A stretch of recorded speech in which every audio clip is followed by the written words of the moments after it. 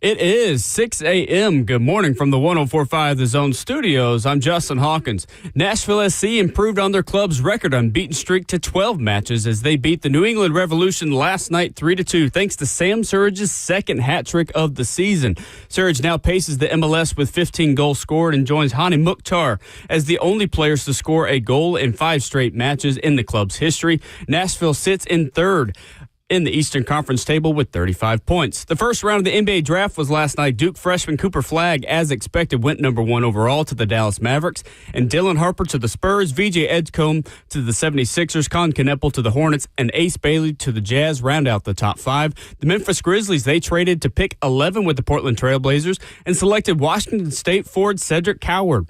Round 2 picks up tonight at 7 p.m., and Tennessee Vols guard Chaz Lanier is expected to get drafted as he sits as the 8th best available prospect. And some NFL news yesterday. Veteran cornerback Shaquille Griffin is headed back to the Seattle Seahawks on a 1-year, $3 million deal worth up to $4 million.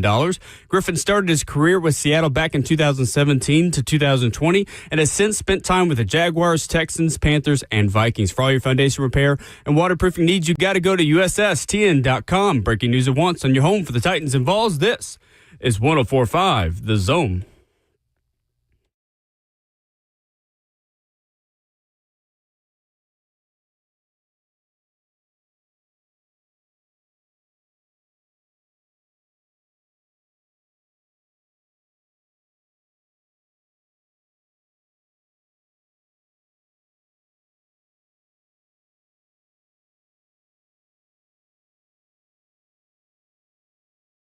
Thursday morning, Friday Junior, here in Music City, USA, on a gorgeous, sweltering, humid morning in Middle Tennessee. This is Ramon and Will. We're fueled by Scooter's Coffee. It's a great day to put some ice in that coffee this morning. Visit a locally owned location near you in Rivergate, Smyrna, Brentwood, White House, or Mount Juliet. Amazing people, amazing drinks, amazingly fast. Coming up this morning, the Foster 5 is back. We're talking best atmospheres, best stadiums. Coach Dave McGinnis has coached in a lot of stadiums. Heck, the one in Phoenix is the house that Coach Mack built. He'll join us at 7:20 this morning.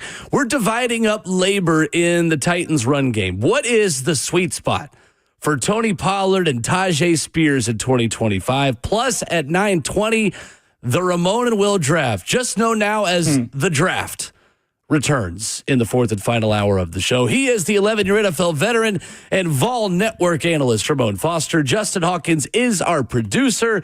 My name is Will Bowling. On June 26th, a Friday Junior. What's up, Ramon Foster? Hey, what up, Will Lee, man? Today is going good. Friday Junior, we're going to act like it a little bit more today. And here's the other side of it, too. Drive was smooth going in. I pulled the old get gas in the morning thing. Didn't even bother me whatsoever. It's always tricky. I actually have yes, I do have a complaint. I do. Do you? I absolutely do. Let's hear it. One complaint, man. I'm an animal lover. I love my dog, okay? But as he's gotten older, he acts like an old man, okay? Like an old senile person is what he acts like, too. And he's also smarter than I give him credit for. I think most animals are smarter than you give them credit for anyway. They just know you do stuff for them. They just have an attitude. They got an attitude about it. Okay. Well, that's nice. So I'm solo for the next couple of days because our day got a tournament in Louisville. Okay. He's on his meds because he has a UTI right now. He's been fine. I'm talking about really good. Mm-hmm. He's been really good. I thought he had like the old man leaky bladder and stuff like that for a while. Like, this is the longest I've ever kept a dog in my life. Like, I've had mutts. Sure. I've had other, full-blooded breeds and stuff like that. But Zeus, by far, is one of the most senile dogs I've ever met in my life. Do you hear me? He wants to do stuff on his time. He will... I'll have food and water in his bowl, Will, and I'll be like, you coming in or are you going to eat? He'll just sit there and stare at me, okay? He's figured out ways also, and this is how I know he's smart. So I'm tricking him to take his meds. Peanut butter on the spoon. He's gotten used to that because he'll eat the peanut butter, take the pill in, and spit it out. Wow. No, he's sophisticated. Smart guy. Very smart guy. So what I do, I continue to just let him lick the spoon and be like, no, you have no time to think about it now. and now he's doing this little thing to where I got to put it on top of a treat. Well, He eats all the way around the tree on the ground and and when he's done and he spit the pill out, he looks at me. Looks at you like, oh, you really thought you had me on this one, huh? Yeah, he really does. Like, you are a small brain animal. Bro and thinks he's the man of the house. He's treating me like I'm the small brain animal out here, man. Last night, this is what got me. He's been like, he was doing this thing where he get up like 1, 2 in the morning every night. And I'm just like, dog, like, what are we doing? Like, no, absolutely not. I got to take him out because he's old man status now. And I love my dog. I won't lie. I'm probably going to take a couple days off whenever he perishes, okay? I just need you to know that up front. Okay. Hopefully, it happens over the weekend, sure. Okay? Like, that's where I'm at. Probably not, but I'm just letting you know. He means a lot to me. Last night, he gets up at 3 o'clock in the morning, walks to the bedroom, and I hear the tapping of the toenails. And I'm just like, dog, not tonight. Not tonight. He goes out and doesn't even have to even use the restroom. I think he heard the sprinklers being on and thought something was going on outside. Just using this as an opportunity just to go hang out with his friends outside. Him and the deer out back, him and okay? The deer, right. That's his step family right there. That's his extended family. And all he did was, the tinkle that he had wasn't even 3 seconds long.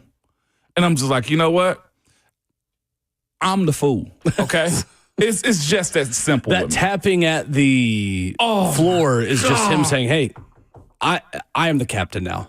And I've ignored him. Now. I've ignored him, Will. So you know what he does then? He starts blowing his nose, just huffing and stuff. And I'm just like, I hear He's you. having full conversations with you. He really is, and I get it. I get why people get so attached, because here's the other thing about it. I complain about him as much as I want to, but I love that stinking dog, man. Like, legitimately. He knows it. He knows He's taking advantage of it.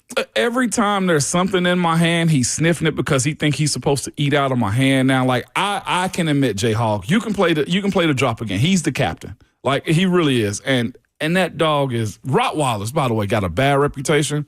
He's better than my labs I've had. He's better than my mutts that I've had.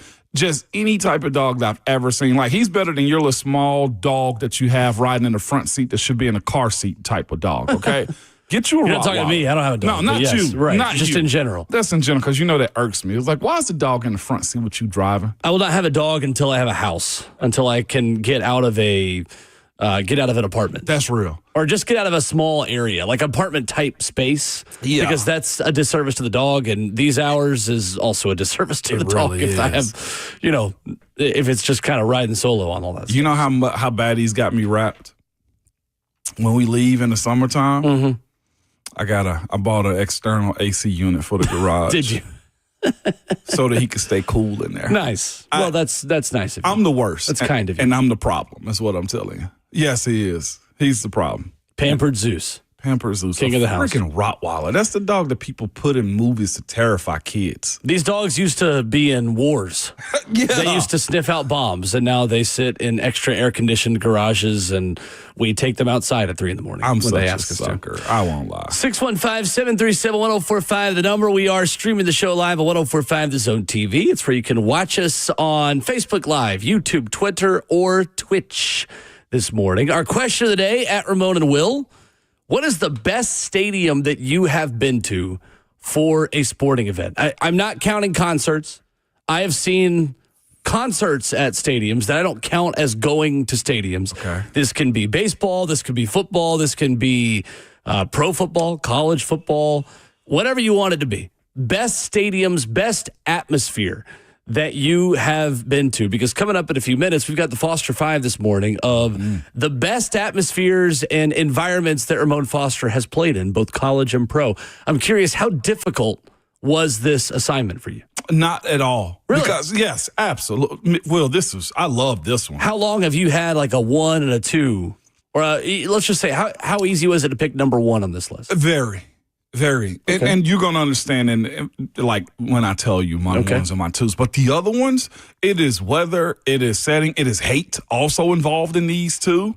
And the idea that, look, now since I'm with the Vol Network, I get an opportunity to see a different phase of it too. Sure. Like, I've never experienced the fan side of it. That's one thing. Like, I don't think I've tailgated once. I did, the Alabama game. Few years ago. Yep. Tailgated then.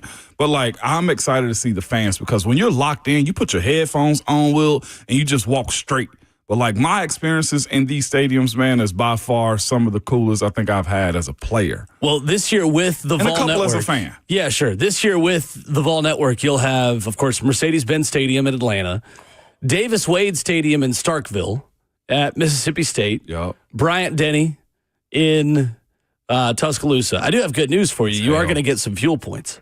Yes. Because you're going to Kroger Field on October the 25th for a night game in Lexington, Kentucky. And then you go to the Swamp in November, which is something that not a lot of Tennessee people can ever say they've done. Actually, I don't know if Tennessee people can ever say they've done. Play in the Swamp in November. And I hadn't been back since over 20 years now at this point. Yeah. Over 20, close to 20 years. Yeah, close to 20 years now. Since 08, yeah. 16 years away. Yeah, because we always played them you're right. Yeah. I was going to say, we usually, now we play them in odd years. Yeah. But COVID, I think, may have changed that. Okay, yeah.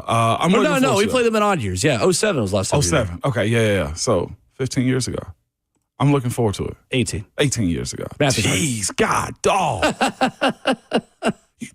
I'll tell you, don't think about your years either, by the way. 59-20 in 2007. Why you got to say old stuff? Why you got to be bringing up old stuff, Will?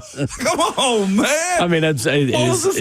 I'm just giving the facts. It was 59-20, 2007, Tennessee, Florida. 50? Your first time back there.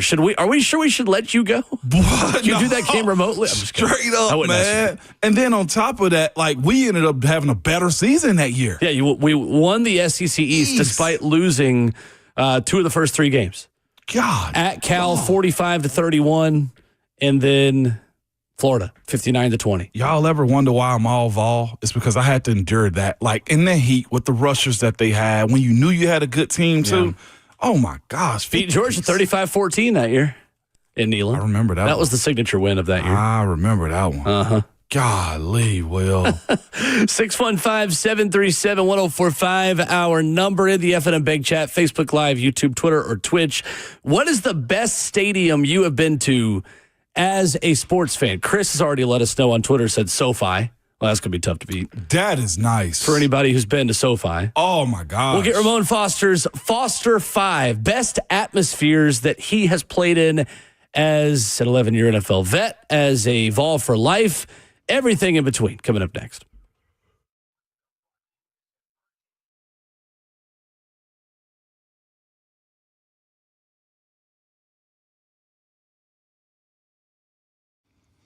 It's Ramon Foster for Genesis Diamonds, man. You can upgrade her diamond ring this summer with no money down and 0 interest for 5 years. Don't miss this killer offer from Genesis Diamonds, where it's 5 years, 0 interest finance until the year 2030. Not just on engagement rings either. Also, it's on earrings, bracelets, bands, colored gemstone jewelry, pre-owned Rolex watches. You can buy now, pay nothing down, and spread your payments over 5 whole years with 0 interest. So that $5,000 gift comes out to just about $85 a month. And that luxury pre-owned Rolex starts at about $150 a month. This is an insane offer from the jeweler that's always finding ways to bring you more value. All GIA certified diamonds are included in this as well.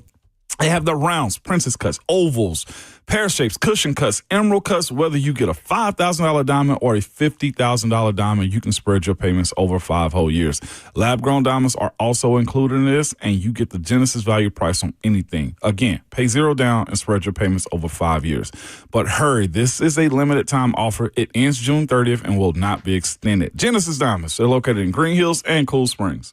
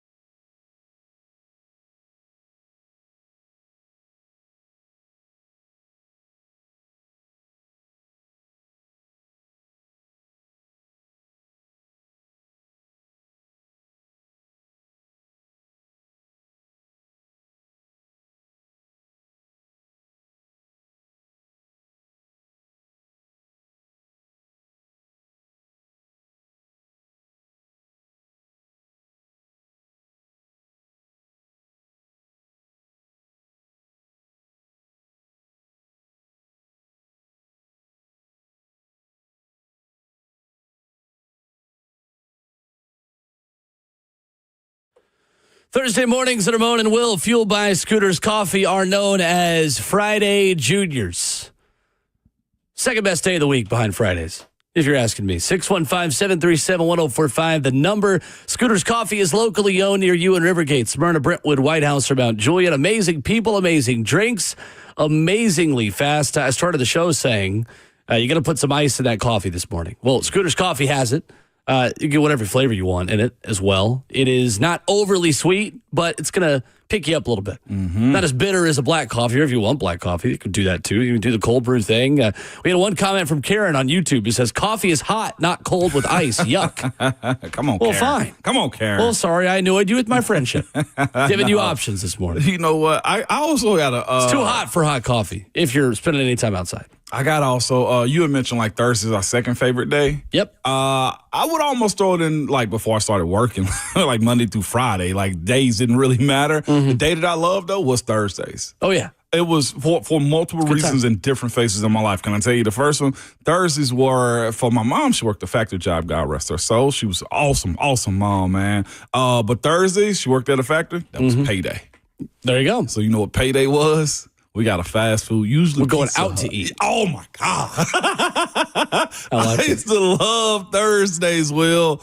And she would always do something. That's why, like, we got like a Pizza Friday tradition in our house. Nice. Do y'all have that too? Like, you did days? We would do pizza on Sundays a lot. Okay. But- Really? Yeah, that was usually ours because football we just day, didn't want to cook on a weekend or something. But we didn't. That was really the only tradition we had, but it wasn't really a tradition. It's just kind of the way it always worked. That's the way our was too. Like, we didn't say Thursdays like pizza day, or it would be like payday. And we getting something out to eat today. We do a lot of Sunday sauce now. Like, I'm not Italian. There's not a drop of Italian blood in me at all.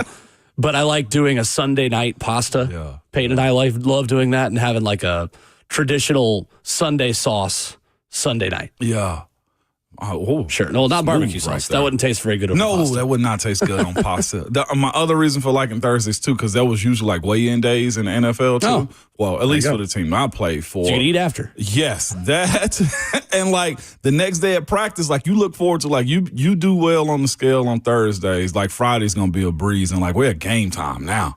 Oh my gosh, I heard a player yesterday talking about like their weight class and stuff. Pittsburgh had them, but like didn't enforce them unless you were egregious. I was never egregious. Interesting. But like it is like $550 a pound per day Goodness. that you're over. It's intense. Yeah, it's intense. So I never had those issues, but of course, you're trying to make sure you maintain. Like Jeff said, he want to be between what 300, 305. Like if you could stay within your threshold, you're good to go.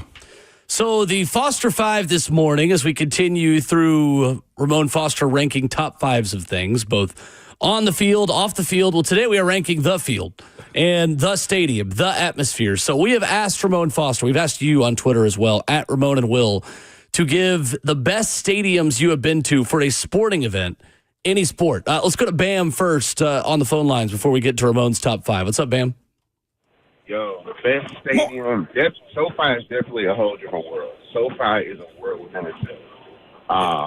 After SoFi, I had a blast in New Orleans at the Saints Stadium.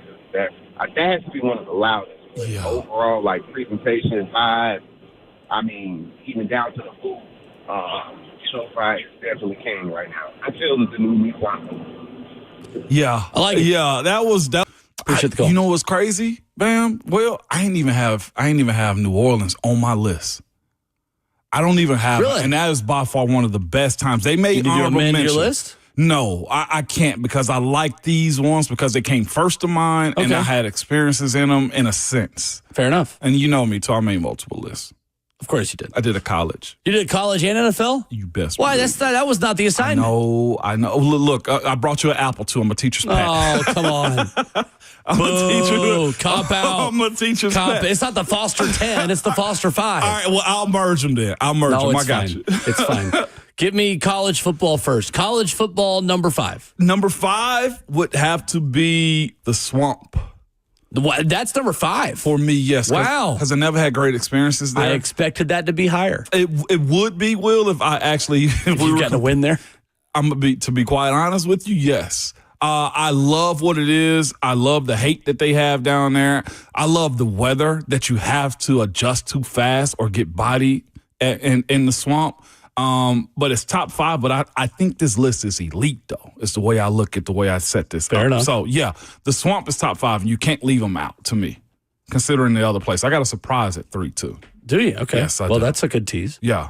Give me number 4. Number 4, LSU, Death Valley. Number 4, LSU. Wow. Okay.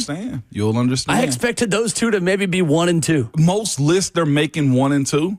But this is my list and my experiences, and we had a great time down there. That's fair. We had a great time. I'm not disparaging it. I'm just surprised. The 05 part of being down there was phenomenal. That was one of the core memories I have watching Tennessee growing up because, A, I had the flu, and B, we were at a party and left when you guys were down. I think at that point it was still 21-3. Crazy. You've got quarterback running out of the back of the end zone. You've got quarterback change and offensive line change. I, as a redshirt freshman, go into the game at nighttime and we were down like that. There are not a lot of people, Ramon Foster, that can say they have won a football game under the lights in Death Valley at LSU. But you are one of those people as the road team. In an emotional time where they needed a storybook win, this is post-Katrina. We went down there, you could still see like the residual of like the water and like we saw all the news surrounding it, Will. Like this was big. We were supposed to lose. Like that's the Saint Super Bowl. Like soon after. I mean, not soon after, but like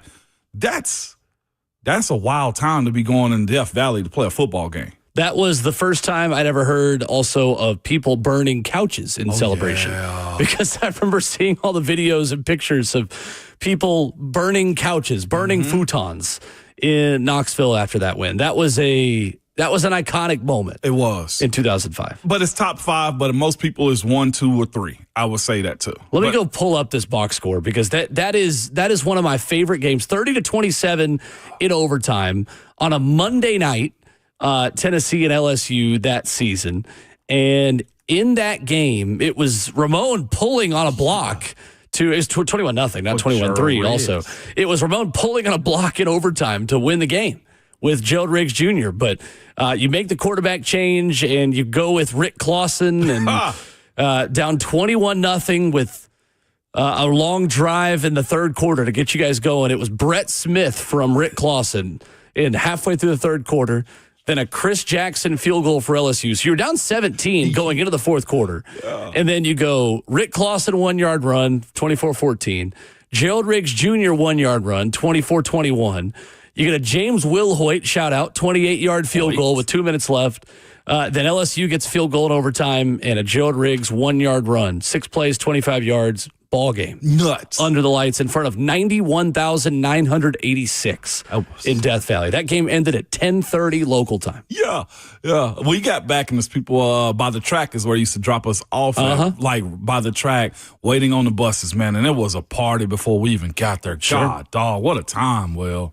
Rick Clausen. The hero down in the bayou. That's when Ainge got knocked, I think, for the first time. Yeah, absolutely. Yeah, Ainge of that game, Eric was 7-19, 54 yards and a pick. It's just too much for him at that point in time. Way too much for EA. The players on that LSU team, real quick, we'll get back to your list. No, do it, man. Jamarcus Russell at quarterback was 14-28 for 158 and a pick.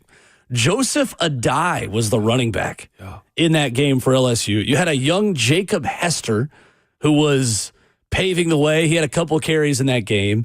Wide receivers, Craig Davis, Dwayne Bowe, Keith Zinger, Early Doucette. Come on. The top 4 wide receivers. Skylar Green, the number 5 receiver for LSU in that game. We can go further if you want to. Andre Whitworth is on that team. Oh, wow. Okay, like the defense, I think Kyle Williams is on that team because I will never forget how he was, man. Kyle Williams was on that team. LaRon Landry on that defense. Yes. Baller. Claude Roten was a dog for them back in the day. Oh, my gosh, dude. Yes, Will. I like it. A solid team. But yeah, they're 4 on that list. All right, so number 5 was Florida. Number 4 was LSU. Yeah. What else you got? Number 3. South Carolina. South Carolina coming in at number 3. Okay. It was menacing. You were there in a good era of South Carolina football, too. So don't hold it against me. Yeah, people. no, that's fair. Don't hold that. Very fair. And it's probably the surprise element of it, too, Will. They're like, I'll never forget that damn bird. That call did it. Oh my gosh! Don't clip that either, Jay. But hearing that bird scream the way it did and how it yelled, Savage said it the other day, and I've been standing on the box for them for a minute. One of the more underrated. I agree. Underrated sports experiences that I think you can have. Plus, after we won, we went to Bojangles across the street. There you go. It's a little bit of cannibalism going on there after you beat the Gamecocks. Your last trip there was 2008. Yeah. There were 81,000 people in Williams-Brice Stadium when you were there in 2008. A 27-6 loss for Tennessee on that day. Night game, too. Yep. I just remember their student section, like crossing the bushes that they have down at the bottom. Like, it was nuts. That was a defensive struggle. I made a tackle that game, too. Did you? I did. When? On a pick. It was a Nick Stevens pick. Yeah. Nick Stevens was, the numbers from that game See, are we rough. had to deal with Nick Stevens was Nick Stevens 10 of 24, 134 and a pick. Crompton, I believe, got the start, 5 of 8 for 39 yards. Come on, man. 6 sacks allowed in that game. Come on, man. Arian Foster, 14 carries for 56, leading the way. And Austin Rogers, the leading receiver in that game. Austin friggin' Rogers. That's how you know, like, they probably even have Austin on their doggone scout. You know what I'm saying? Scouting report. South Carolina was 10 of 20 for 154 through the air and won that game 27-6. Yeah.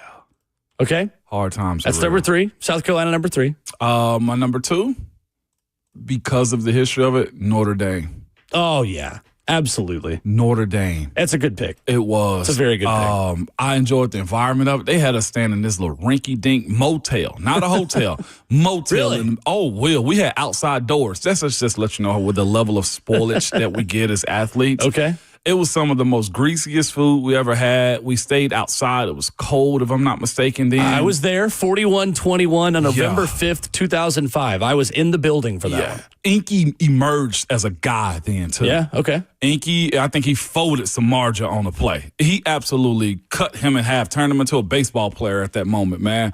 But that was one of the most fun games I've ever played in my life. The fact that they let the grass grow out, the bathroom doors, the bathroom didn't have any doors on the stalls and stuff like that.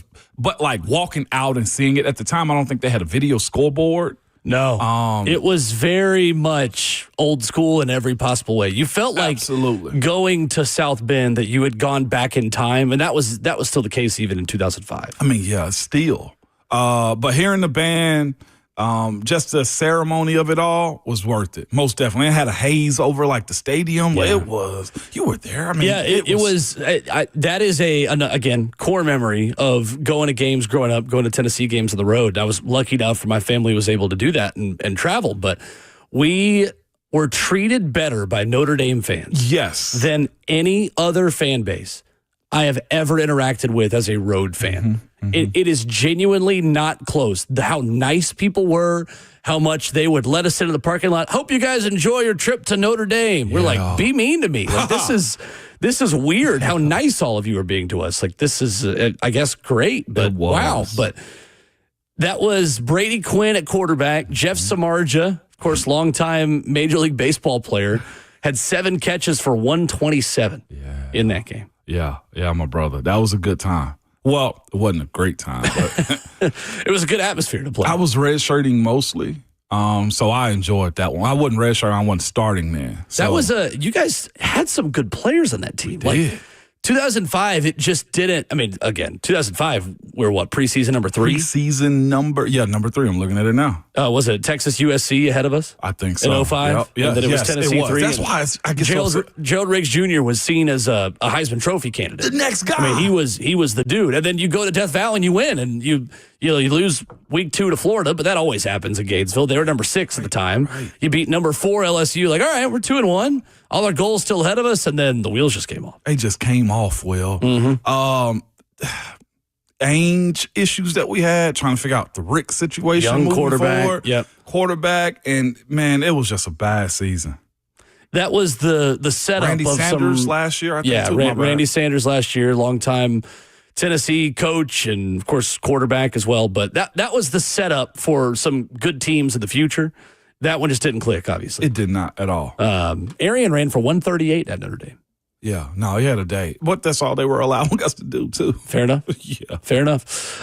Number one, Ramon Foster, what is the best college atmosphere that you got to play in? I'm cheating, and the antis are going to say, boo you, you should quit the show and leave. It's Neyland.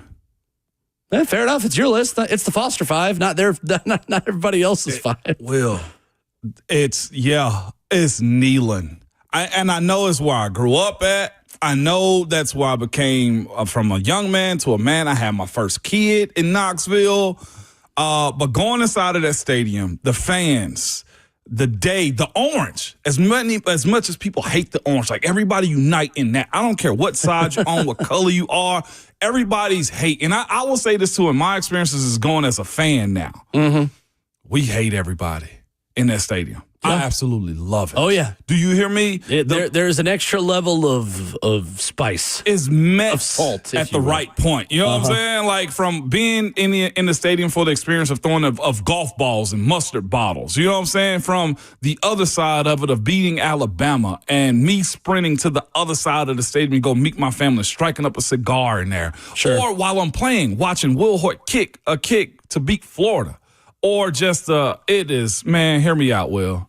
That is by far one of the best venues in all of sports, period. Neyland Stadium's number one. Okay. Yes. Neyland Stadium, number one on the list. All right, so that is the college list. You have an NFL list as well. I got a pro list. For best atmospheres in your 11-year NFL career, first of all, what was your honorable mention? What almost made the cut in college? Almost made the cut in college.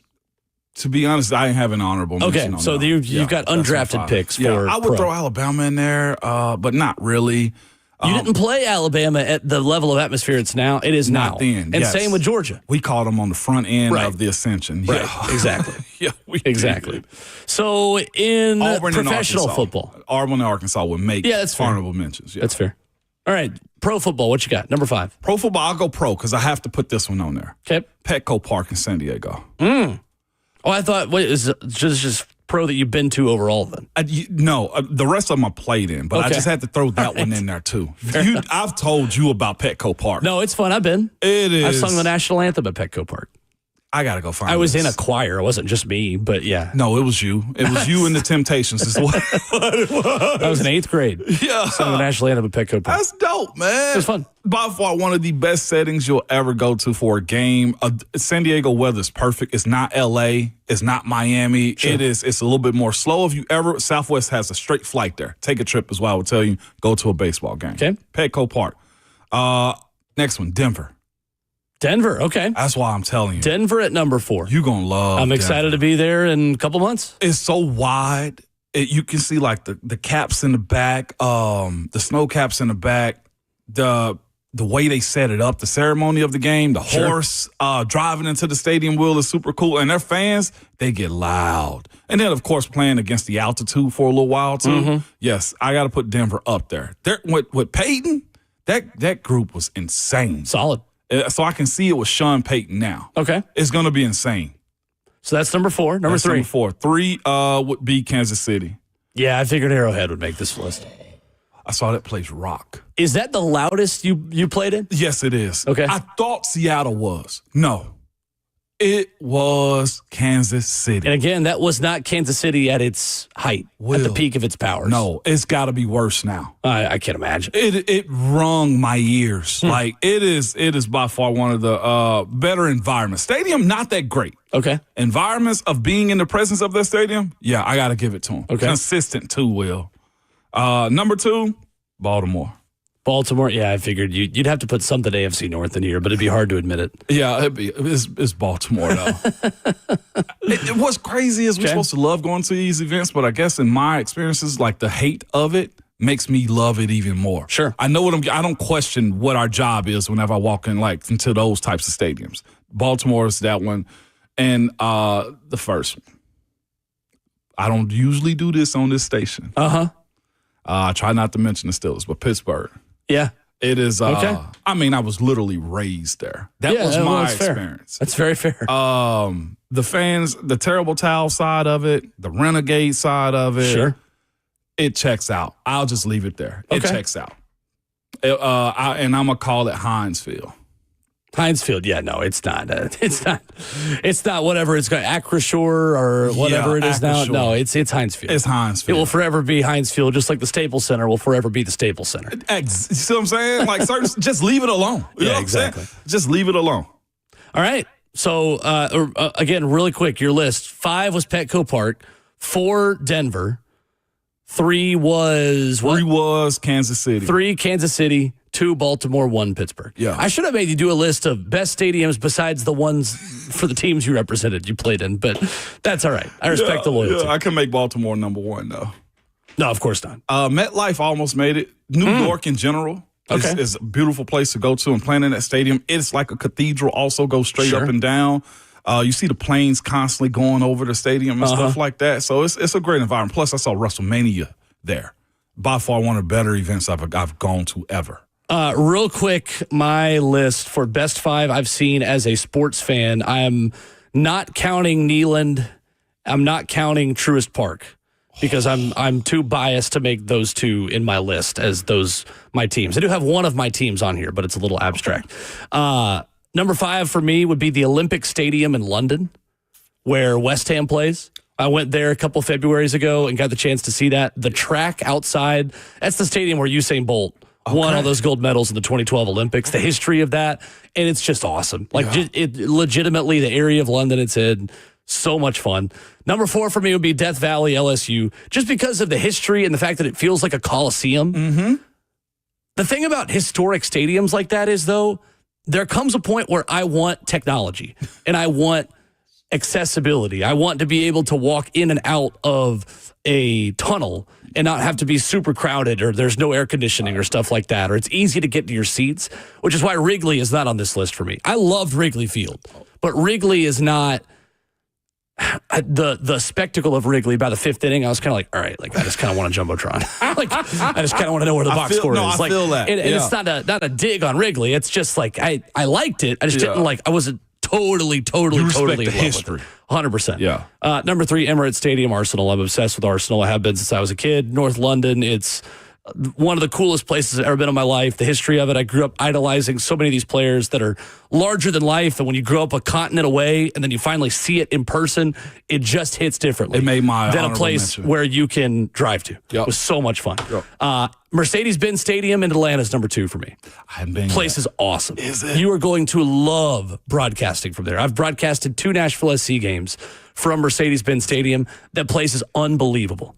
Unbelievable. Yeah. And great for media as well. Number 1 for me, Oracle Park in San Francisco, where the Giants play. In San Fran? McCovey Cove, right on the bay, the garlic fries, the everything about it. Everything about it is 10 out of 10. I've not been to Pittsburgh. I love a waterfront stadium. I've not been to Pittsburgh. I think if I'd been to Pittsburgh, that would be number 1 on my list. Oracle Park in San Fran, every time anyone asks, it's an easy answer. Takes the cake. Oracle Park. Easy.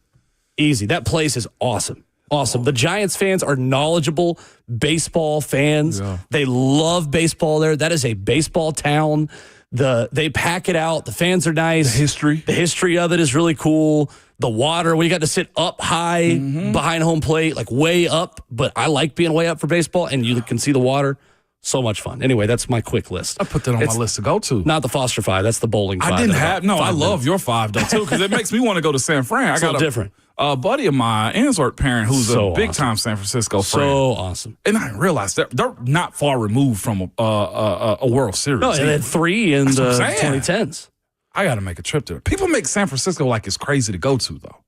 No, it's not. Okay. It's not. 615-737-1045 is our number. You can call us. Let us know what the best stadium is that you have been to at Ramon and Will, where you can follow the show on Twitter there. We'll get to your submissions next. Plus, speaking of Nashville SC, big night for the boys in gold. We'll tell you why last night next.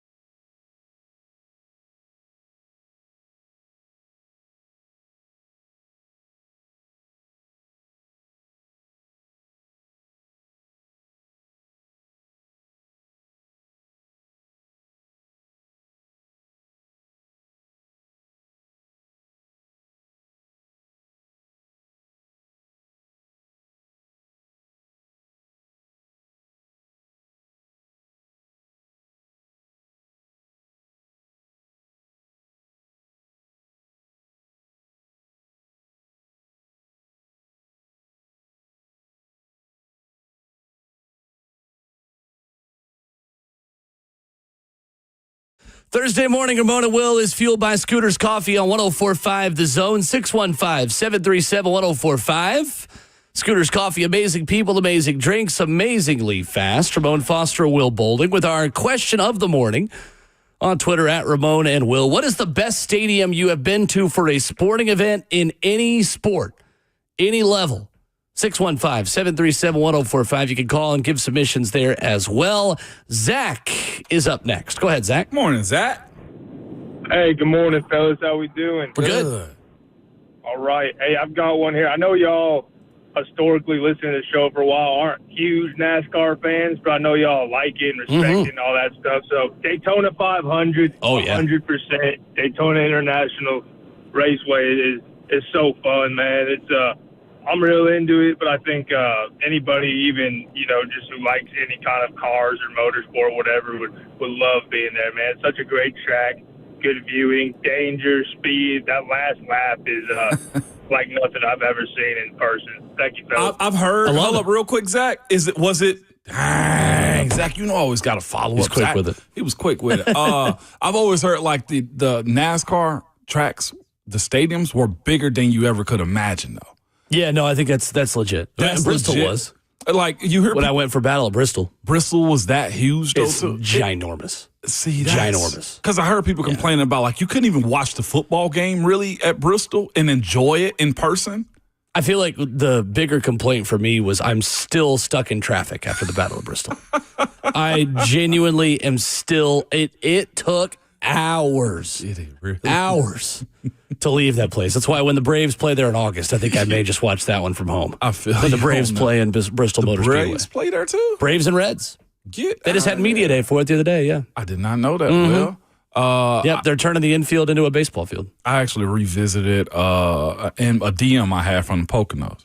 Their racetrack. They invited me up. Nice. Just wanted to see if that invite's still open. You trying to go to the Poconos? Humble brag. Yeah, sure. I mean, no, seriously. I'm dead serious, dog. Everybody eats. I kind of want to go to Tima one. Beck said, I'm coming and so is Will.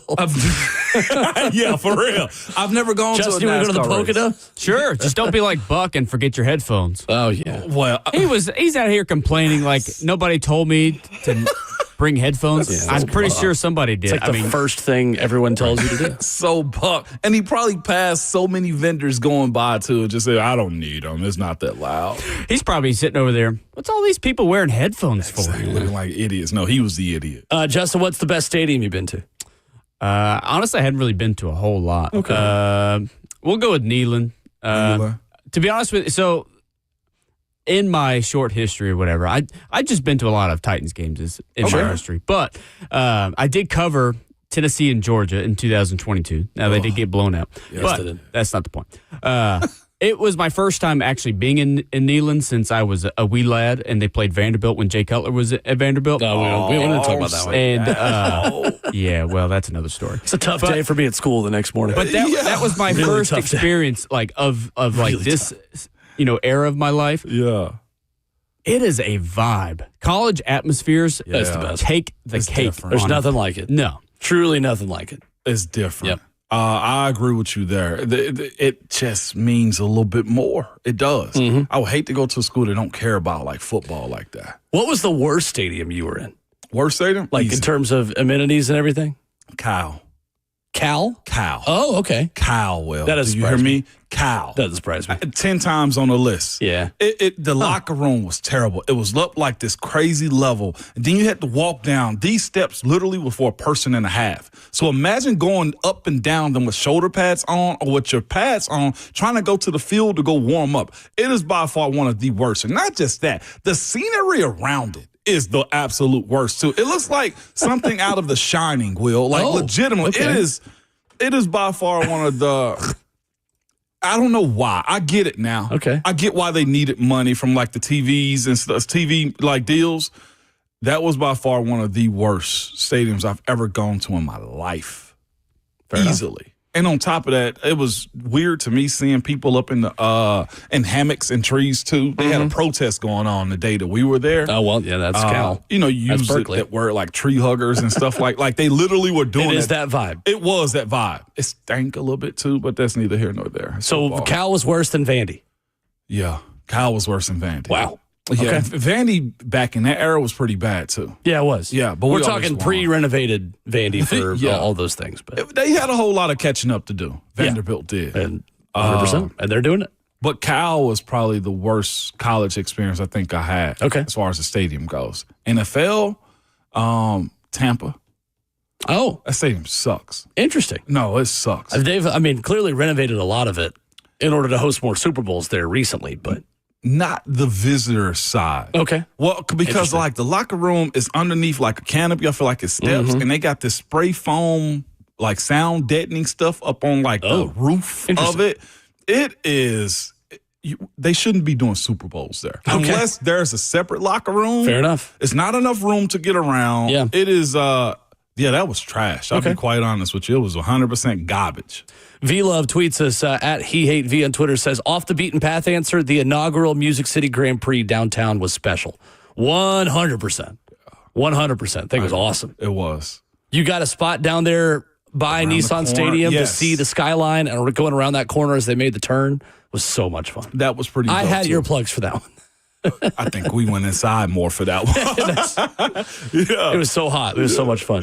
Justin, what's your worst stadium? Have either of you been to the Cotton Bowl? Yeah. It's terrible. I watched Ramon play the Cotton Bowl. Yeah, the Cotton Bowl. And kicked some butt for Texas A&M. The 2020 Winter Classic, where the Preds took on the Stars, probably one of the worst experiences you could have. It's very crowded. It's very The squished together. history is the spectacle. You go for the history, but sure. you don't stay for No. anything else. No.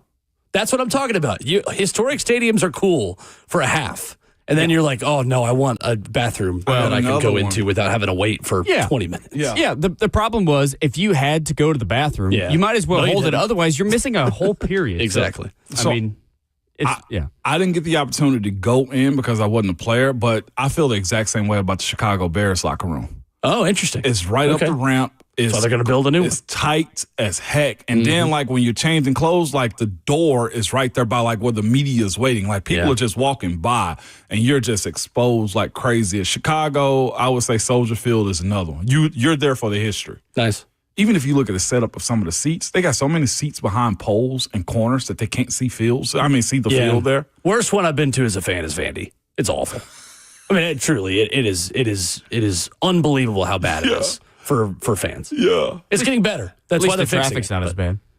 Because they don't let you travel around it because of all the construction they got. I know. It's awful. Last time I was supposed to go to the Vandy, I caught COVID. So I'm guessing that was probably better than going to a Vandy game. It was like the evening game, I think. Last time They're they were all here. 4 p.m. games every year. Oh, are they really? Yeah, it's been a 3 p.m. or 4 p.m. kickoff for like 5 straight years. Dog, I had 6 no straight years. idea. Yeah. Well, either way, I was supposed to go and we caught COVID that day. Yeah. Not fun. Not fun at all. Last night in New England, Nashville SC beats New England Revolution 3-2. The boys in gold with a couple of comebacks in this game. Nashville goes down 1-0, ties it up. Goes down 2-1, ties it up. And Sam Surridge with a hat trick now leads MLS in goals. 15 goals, 19 MLS games. He has scored 13 goals now in the last 10 MLS games, Ramon Foster. Sam Surridge has. We're talking about Sam Surridge for MVP now in Major League Soccer. So Nashville now unbeaten in 12. That's the longest unbeaten stretch in club history. Nashville SC is now third of the Eastern Conference. Only Philly and Cincinnati have more points 2 games into the second half of the season, which, by the way, get your tickets, NashvilleSC.com. Nashville hosts Philly next Saturday, July 5th. Big one. It's in gold. And Big one that we will have for you, of course, here on the Zone. Next weekend. Nashville, if you are not a soccer fan, you're going to see goals when Nashville plays. Second in the East in goals scored with 35 of them this year. They are well on pace to score 50, Ramon, which was head coach B.J. Callahan's goal for the season. Okay. Get 50 goals this year. 80% of playoff teams over the last couple of decades who score 50 goals make the playoffs. 80% of MLS teams who score 50 goals make the playoffs. Sam Surridge with 15. It's the most at MLS. He's got now 13 in the last 10, like I said. Nashville is unbeaten in all those games. And yesterday, Andy Nahar earns his first All-Star nod. He's got 7 assists, which is the most by a Nashville defender in one season in Nashville history. And we are 19 games into the season with 15 more to go. Nashville SC, a big, big, big win last night, and they are back in action Saturday in D.C., so quick turnaround. By the way, tickets are very affordable. Get in the building for that game. Will said it. It's July 5th, 7:30 p.m., man. You get one for $24. And they've got a deal right now for 615 Day where you can go get a free ticket. What? For a Nashville SC game. Let's go. Yeah, absolutely. Congrats to them, man. I remember us talking earlier this year, talking about how last year when they were going to change the philosophies on how they play and stuff like that. Looked like it's going full circle right now. Yep. So Nashville SC, you go to NashvilleSC.com, get tickets for that, and it is going to be a lot of fun. You get a club seat for just $200. Not everyone needs to go to club seats. Look, if you're going to go be comfortable. Just get in the building. Just get in the building. I'm just saying. You got shade wherever you are by 7:30 for a late kickoff, so you'll be air conditioned, and they got the big A fans, meaning the big fans that are big at the concourse. Oh, yeah, Cools you those. And get the empanadas. So good. Yes. So good. 615-737-1045 is our number. Coming up, hour number 2. Bruce Feldman has a feature piece on Arch Manning at The Athletic. I'm here to tell you that Arch Manning is a dying breed in college football, and I'll tell you why next.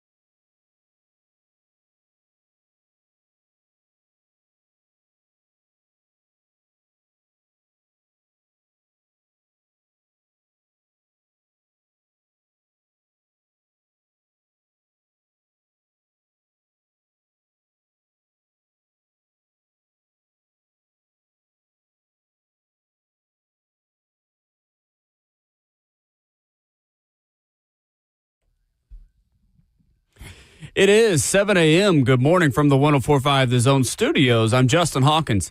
Nashville SC improved on their club record unbeaten streak to 12 matches as they beat the New England Revolution last night 3-2 thanks to Sam Surridge's second hat trick of the season. Surridge now paces the MLS with 15 goals scored and joins Hani Mukhtar as the only players in club history to score a goal in 5 straight matches. Nashville currently sits in third in the Eastern Conference table with 35 points. The first round of the NBA draft was last night. Duke freshman Cooper Flagg, as expected, went number 1 overall to the Dallas Mavericks, and Dylan Harper went to the Spurs. VJ Edgecombe to the 76ers, Con Kneppel to the Hornets, and Ace Bailey to the Jazz. They round out the top 5. The Memphis Grizzlies, they traded pick number 11 with the Portland Trailblazers and selected Washington State forward Cedric Coward. Round 2 picks up tonight at 7 p.m. And Tennessee Vols guard Jazz Lanier is expected to get drafted as he currently sits 8th best available prospect on the ESPN Big Board. And some NFL news yesterday. Veteran quarterback Shaquille Griffin is headed back to the Seattle Seahawks on a 1-year, $3 million deal that can be worth up to $4 million. Griffin started his career back in Seattle in 2017 to 2020 and has since spent time with the Jaguars, Texans, Panthers, and Vikings. For all your foundation repair and waterproofing needs, you got to go to USSTN.com. Breaking news at once on your home for the Titans and Vols. This is 104.5 The Zone.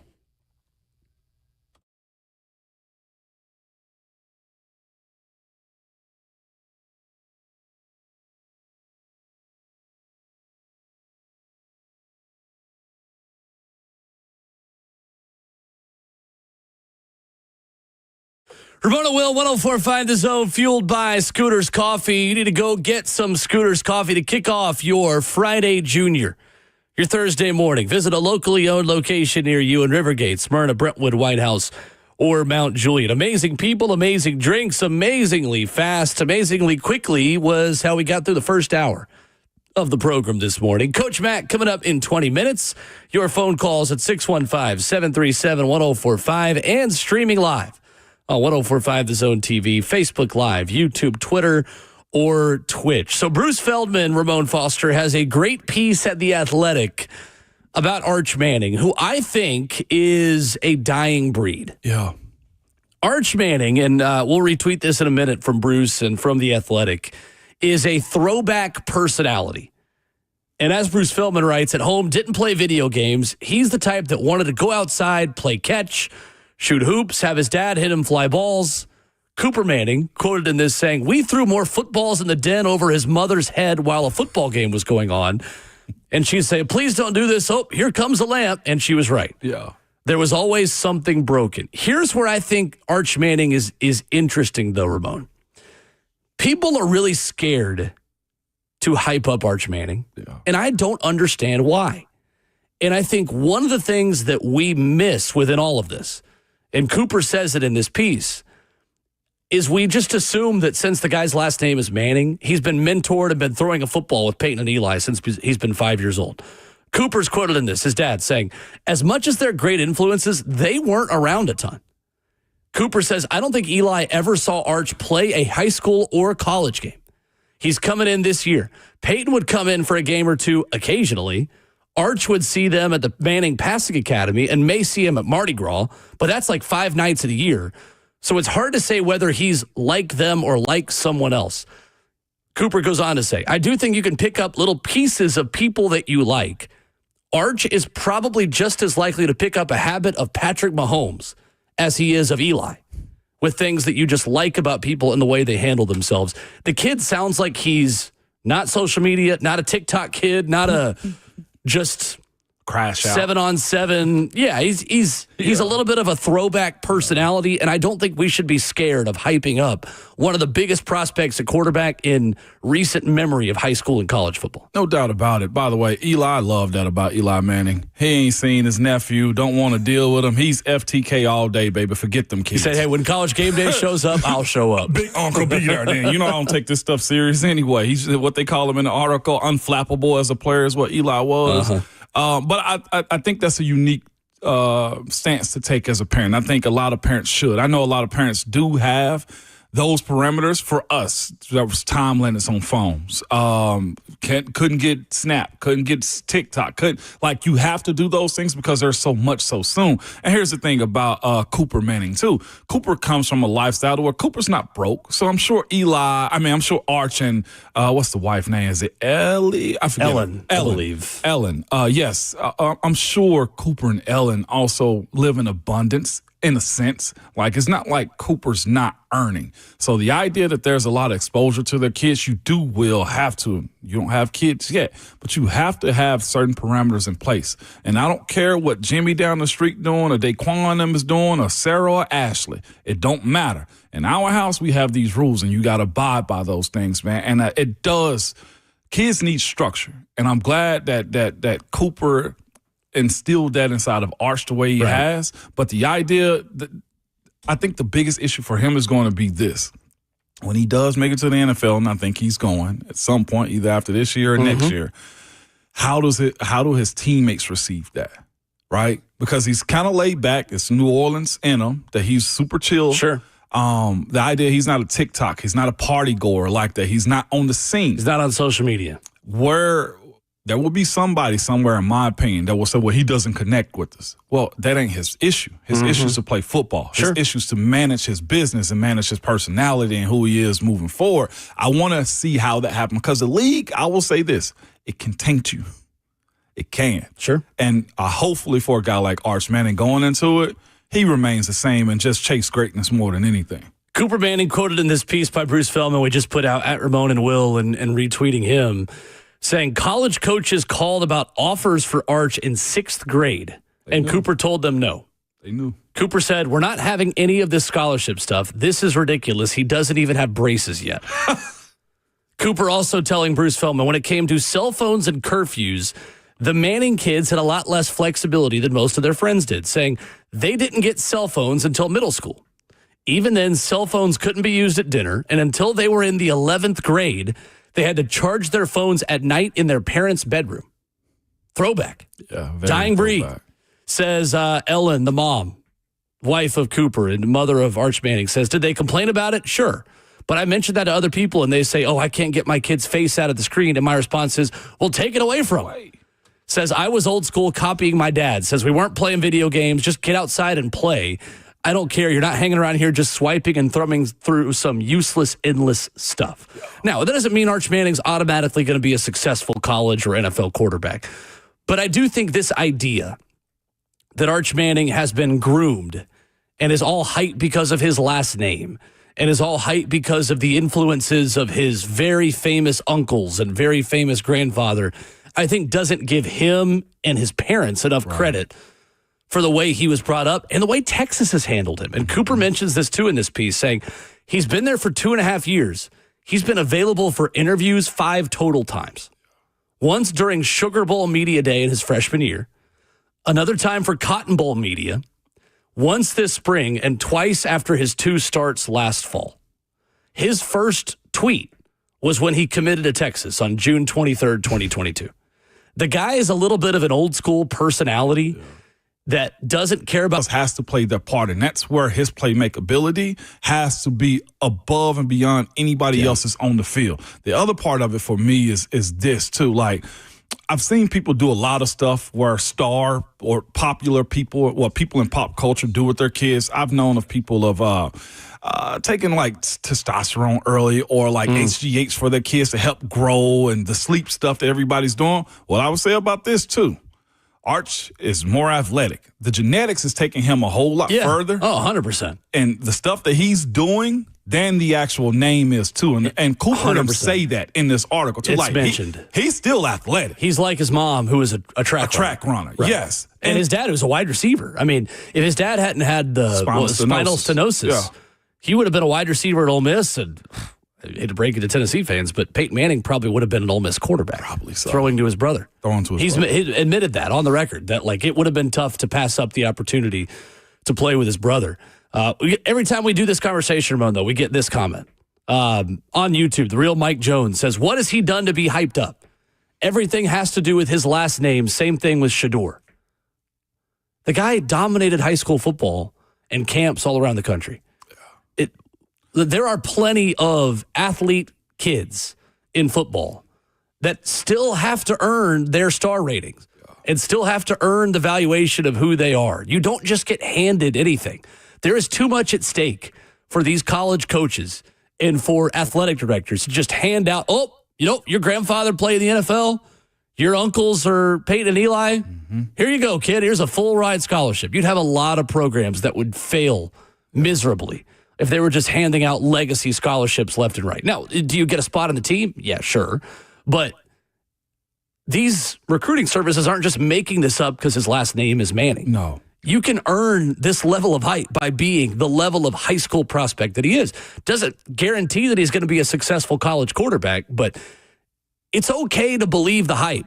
You don't have to just go on the other side of this just to be. I think people just want to be contrarian when something is so universally liked in sports. It is okay to just buy into the hype every now and then. And there are going to be some strikeouts, right? Due to injuries, it's going to happen. He's going to throw some picks. I mean, he's a first-year starter this year. But to that same point, these recruiting services that have tabbed these 5-star quarterbacks, or the ones, the most recent ones have been, Trevor Lawrence did it in college. You can't say that he didn't. Trevor Lawrence did it in college. He absolutely did. He won a national championship. You look at Peyton. Peyton did it in college. Deshaun did it as one of those. Deshaun Watson in college, absolutely. Bryce Young. Bryce Young did it in college. Pick. They've done these recruiting services are very good at what they do. At least on the college level, very good at what they do. They have checked that box. Those top 32 5-stars, they're in the draft high. These things it was 20 to 22 off the top of my head of the first-round picks this year. Of the 35. Or blue-chip 4 or 5-star recruits. Recruiting services are outstanding at what they do. LeBron did it, right? Like Derrick Rose did it before. You can tell those types. I'll put it this way. As a middle school football coach, and I'll say this too, I do it all the time. Evaluator of talent. You can see the ones that got it. And I'll even say this, too. The stuff that you're getting is not what Arch is putting out there with his family. He goes on to say it's foolish to talk about how great your kid is. We don't do that. Right. And we suppress all of that type of stuff. So I'll say this again. For the ones that you see got it, we just talked on break. God, I'm jumping over the plate. But there's Arsenal. They signed a kid, you said it, 8, 9 years old. Yeah, right, a child. They can spot talent. My soccer team just extended a kid who's been with the club since he was a kid. L.A. Dela Cruz 18. In baseball. Yeah. These Alex Rodriguez, Ken Griffey Jr. That's the neighborhood that Arch Manning's living in. Yeah, he's in now. He's got to fulfill it. Got to stay healthy. Everything else. But yeah, it's okay to say it from time to time. Totally. We have been asking this morning, what's the best stadium you have visited for a sporting event? 615-737-1045. Brad is on the phone lines. Wants to give his best stadium this morning. What's up, Brad? Morning, Brad. Good morning, gentlemen. Morning. So I've been to World Series games. I've been to a Super Bowl. My absolute favorite atmospheres, Rosenblatt Stadium for a College World Series comes in second.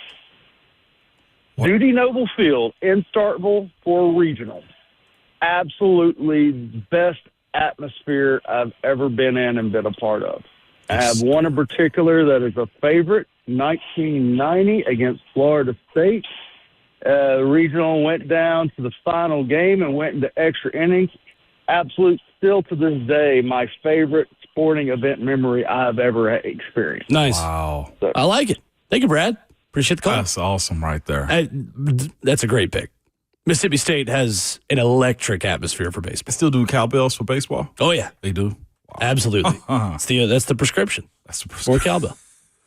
LSU, Mississippi State, Arkansas.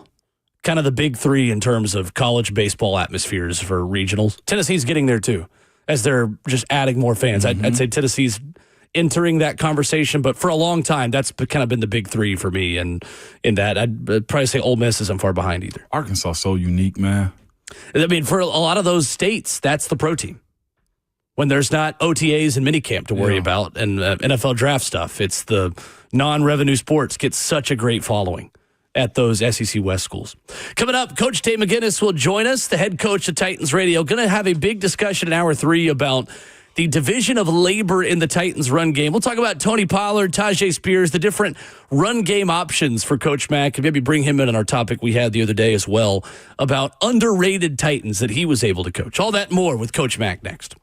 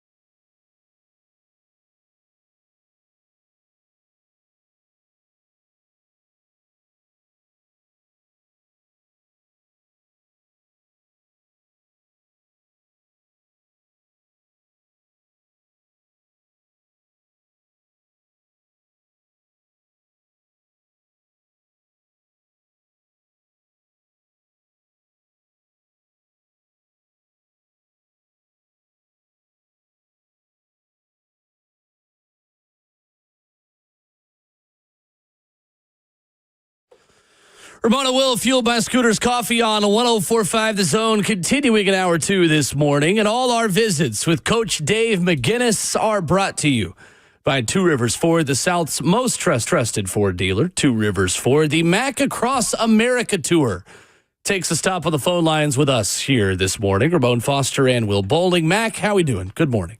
Hey, Will. Hey, Ramon. I'm still in the Central Time Zone, so I'm doing good. Will, you really did a nice job at that event that we had. Thank you. You called up impromptu. You grabbed the mic. He did pretty good, didn't he, Ramon? Yeah, he did, Coach Mac. And you put him on the spot, too, man. Look, you got to be quick. That's his first evaluation. Good and tight situations, Coach Mac. That's the first thing you put down in his evaluation. Well, it's 100% right. I mean, it's a pressure-packed situation, and he had you and Amy Wells there, and I thought, you know what, let's give him a chance here with have Taylor throw him out some play-by-play and let's go. Let's hear what he's going to do. He did an excellent job. I love it. Thank you, Mac. Appreciate it. Mac, we've been talking this morning about favorite stadiums Ramon has played in as a college football player, as a pro player. He had a lot of AFC North flavor in there, and had Baltimore 2 and Pittsburgh 1, of course. We're still calling it Heinz Field on this show. Mac, I'm curious, is there a stadium you enjoyed coaching in? I know there's probably a ton that come to mind, but what were some of your favorite atmospheres on the sideline to coach in through your career? Well, coaching and playing. I mean, when I was in college, we played, had some pretty good games. Played at Notre Dame. Played at Penn State. Mm-hmm. That's fairly good. And then, played at the University of Texas when they were number 1 in the nation. So, those were good years. But coaching, there's quite a few. The most impressive place I've ever coached, it was just impressive. We stayed for a week one year before international games were a big deal. The league was trying to, establish themselves everywhere. And I'd done some clinics for BMW in Germany, and then we stayed for the Chicago Bears. We stayed for a week in Berlin and practiced against the 49ers, and then played a game in that Olympic Stadium that they built. I mean, there was for the 36 Olympics when Jesse Owens, crushed the world there with all the Olympic gold. That was pretty cool. But then coaching in college, starting with the college part of it, took some pretty good teams and won some big games at Ohio State, at the Coliseum, out in L.A. And then one of the coolest things ever. You guys? I know we've got listeners that remember what Legion Field used to be. Oh yeah. And we opened the college season one year when I was at Missouri against Alabama. Wow. At Legion Field, I think they were 1 in the nation, and we were number 4, and that was a hell of a game, and we won that game too. Coach Mac, when you look at these stadiums, and we brought up a little bit too, Will brought up the point, I love the history of them. Is it kind of cool seeing some of these new cathedrals, I guess, being built too? I love what Green Bay is, but I will admit, Coach Mac, SoFi, that is futuristic as hell, Coach Mac. Ramon, you're right, and here's what I of course, this is the third stadium build, that we have going on here that I've been in my career. Wow. And it makes a big difference. It makes a big difference, for a lot of things. But let's talk about Green Bay a minute, because the 10 years I was with the Bears. That to me, playing in Green Bay, Wisconsin, if you're in the National Football, playing and coaching, it's really like the cathedral of football. Yeah. Because and the thing that impresses me about what Green Bay did, and everybody, especially during the years that I've been in this league. There's been a lot of new stadiums. There's been a lot of renovations of stadiums, but the stadiums that were iconic, that they've redone, that still kept the character of the stadium. I think Green Bay is the epitome of that. They still have kept the character of what Lambeau is. It's incredible. Then you go to the other end of it. When I was in L.A. and we started that, the Rams started that thing out there. That's in another world. It really was. And when you look at it, that thing was originally supposed to be about $2.5 billion, and it ended up costing close to $6 billion. So, but to your point, now the engineering that they have on something, this new one here that the Titans are going to build is going to be fabulous. It's going to be fabulous just because of all the different ways that, construction, like anything else, has improved. But to me, those that were able to keep I'm talking about the iconic ones, that were able to keep the at least the aura of what that stadium was when they redid it, those are the ones that you really appreciate if you've been in the league a long time. Yeah, absolutely. I will say, you see every bit of that $5 billion inside of SoFi too. The way the bus transportation is. Jeff Fisher and I, when we were there, we had several in-person meetings for quite a while with the people that built it, the same people that built Jerry Jones Stadium, the same people that built the same group that built the one in Minnesota. And just when they were going through what it was going to be, and I mean, you just were looking at it going, seriously, it's going to be able to have all of this. The thing that's unique about that place out there, Ramon, and we'll keep talking about it, because of course, we've played some games since I've been here out there in it. And so but for as expansive and as huge as that place is, to be able to support the structure, the place in Minnesota, they told us they dug a hole about 45 feet deep, because it's shaped like a Viking ship there, to be able to hold that structure. That hole there in SoFi is 90 feet below ground. Goodness. Wow. That's awesome. Very cool. Well, I hope people in Nashville here know just how much that thing has already grown over here down by the river and new Nissan Stadium. If you haven't been over there, it is up tall now. It looks awesome. So no, it is amazing. And I've got some people that work security send me videos all the time as far as the progress. It's as I said, this is the third stadium build that I've been around in my career in the National Football League. And once those sides start going up, then all of a sudden it really starts to look like that. This is going to be fabulous here. It's going to be absolutely fabulous. Mac, for the team that is going to be playing on many of these fields and in that new stadium in a couple of years, we're going to get into a big discussion, Ramon and I, coming up in the next hour about kind of the division of labor in the Titans' run game and finding that balance with Tony Pollard and Tyjae Spears this season. I'm curious, Mac, from a pass-catching perspective and helping Cam Ward, how much will Tony Pollard and Tyjae Spears and them just being healthy, them being available, where can they help Cam Ward the most this season as big parts of this offense? Well, let's talk about the offense as a whole, and what will really help the young quarterback. And again, this is just looking at the base look at this offense with two backs that have similar skill sets.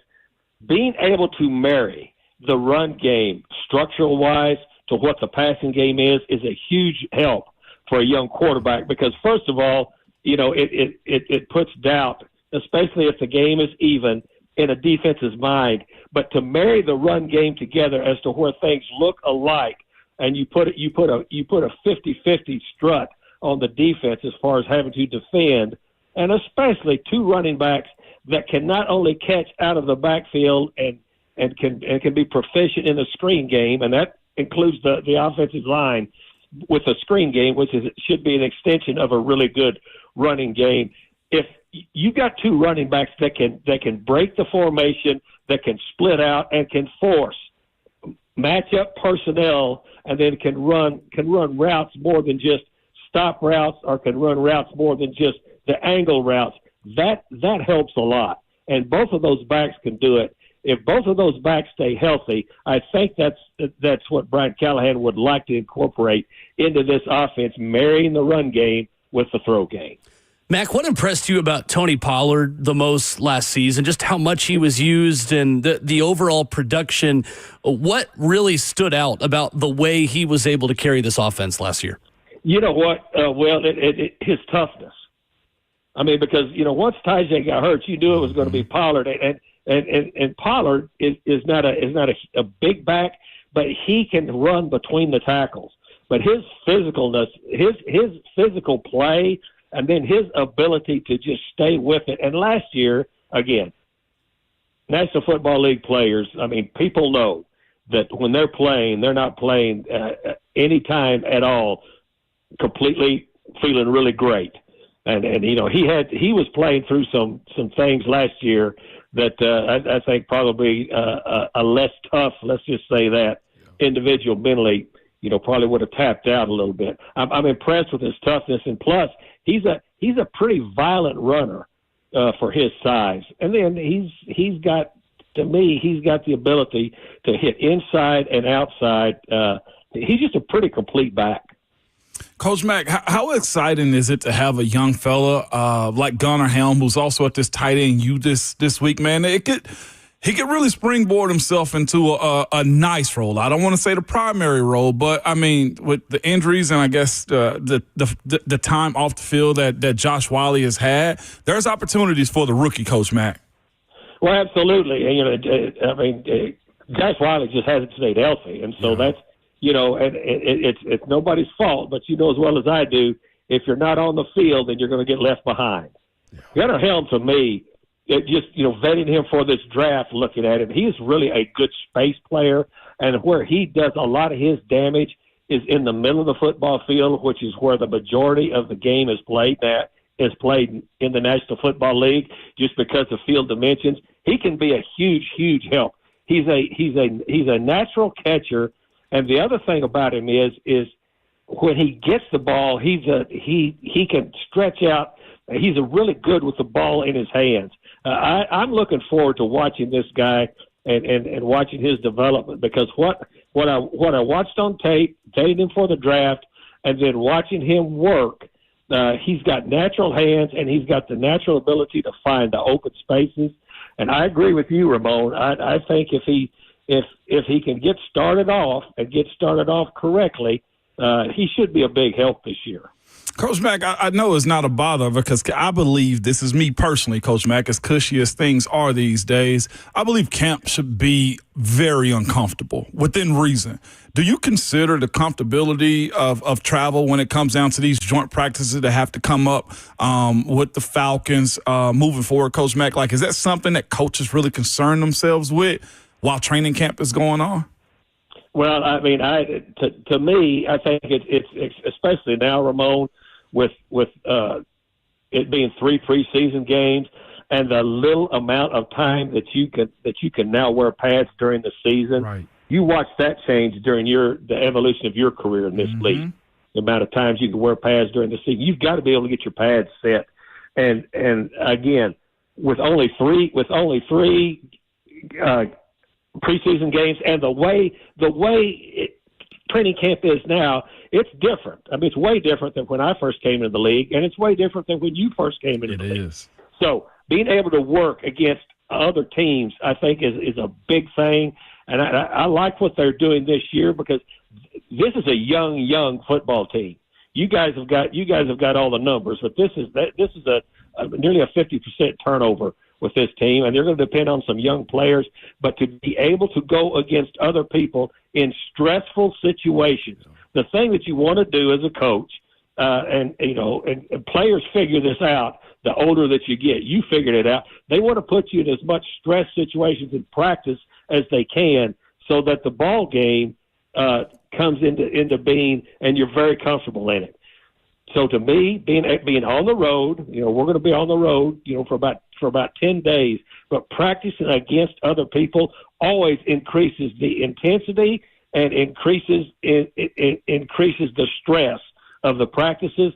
This football team needs that this year. No doubt. Coach Mack, we had a unique conversation earlier, too, about young phenoms that get labeled early. And we were just discussing with Arch Manning being the guy. Like, he's getting a lot of praise and everything else.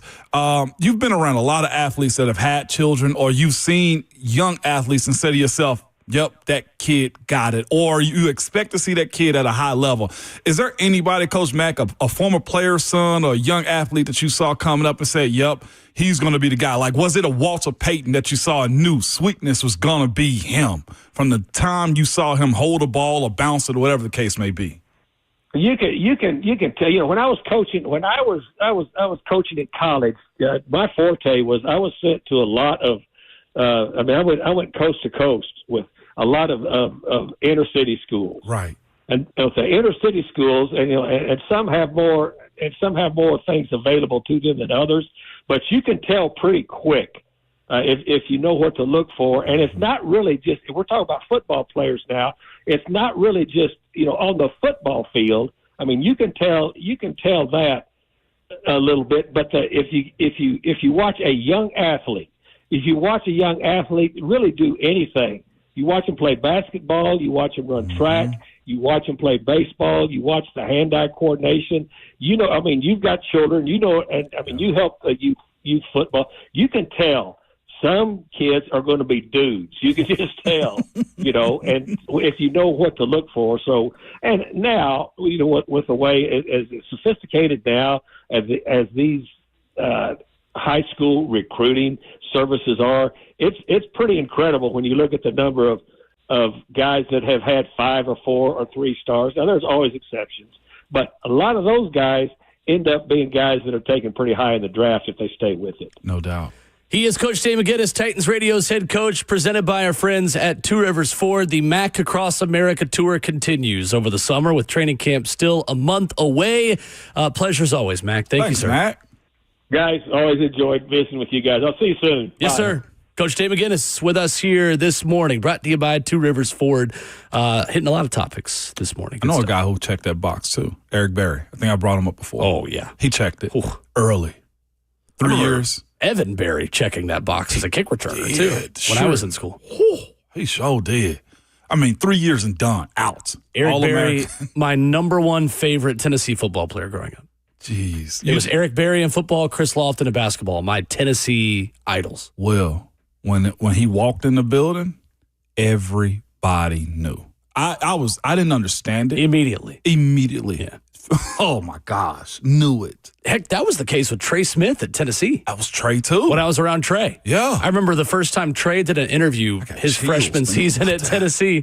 He had a plan for the next 20 years of his life. I'm going to come here, I'm going to build a platform, use VFL Films at the studio we have here in Knoxville, create a platform for myself, brand myself, play football 3 years, get drafted, go to the NFL, and continue to build myself as a brand on and off the field. He's done everything he said he was going to do. Was a first-round talent. Yeah, 100%. And he's got 2 Super Bowl rings to show for it. And now he's on Jason and Travis Kelce's podcast. Yes. And he was on New Heights this week. I told you also, I think it was either in a Lifetime or Hallmark movie. Nice. He's got a movie sidecar. star, Trey Smith. We need to have him back on the show. It's been a minute since we caught up with Trey. 615-737-1045. A player in the AFC South is setting very high expectations for themselves. I'll tell you what one Colts player said that raised some eyebrows this week, coming up next.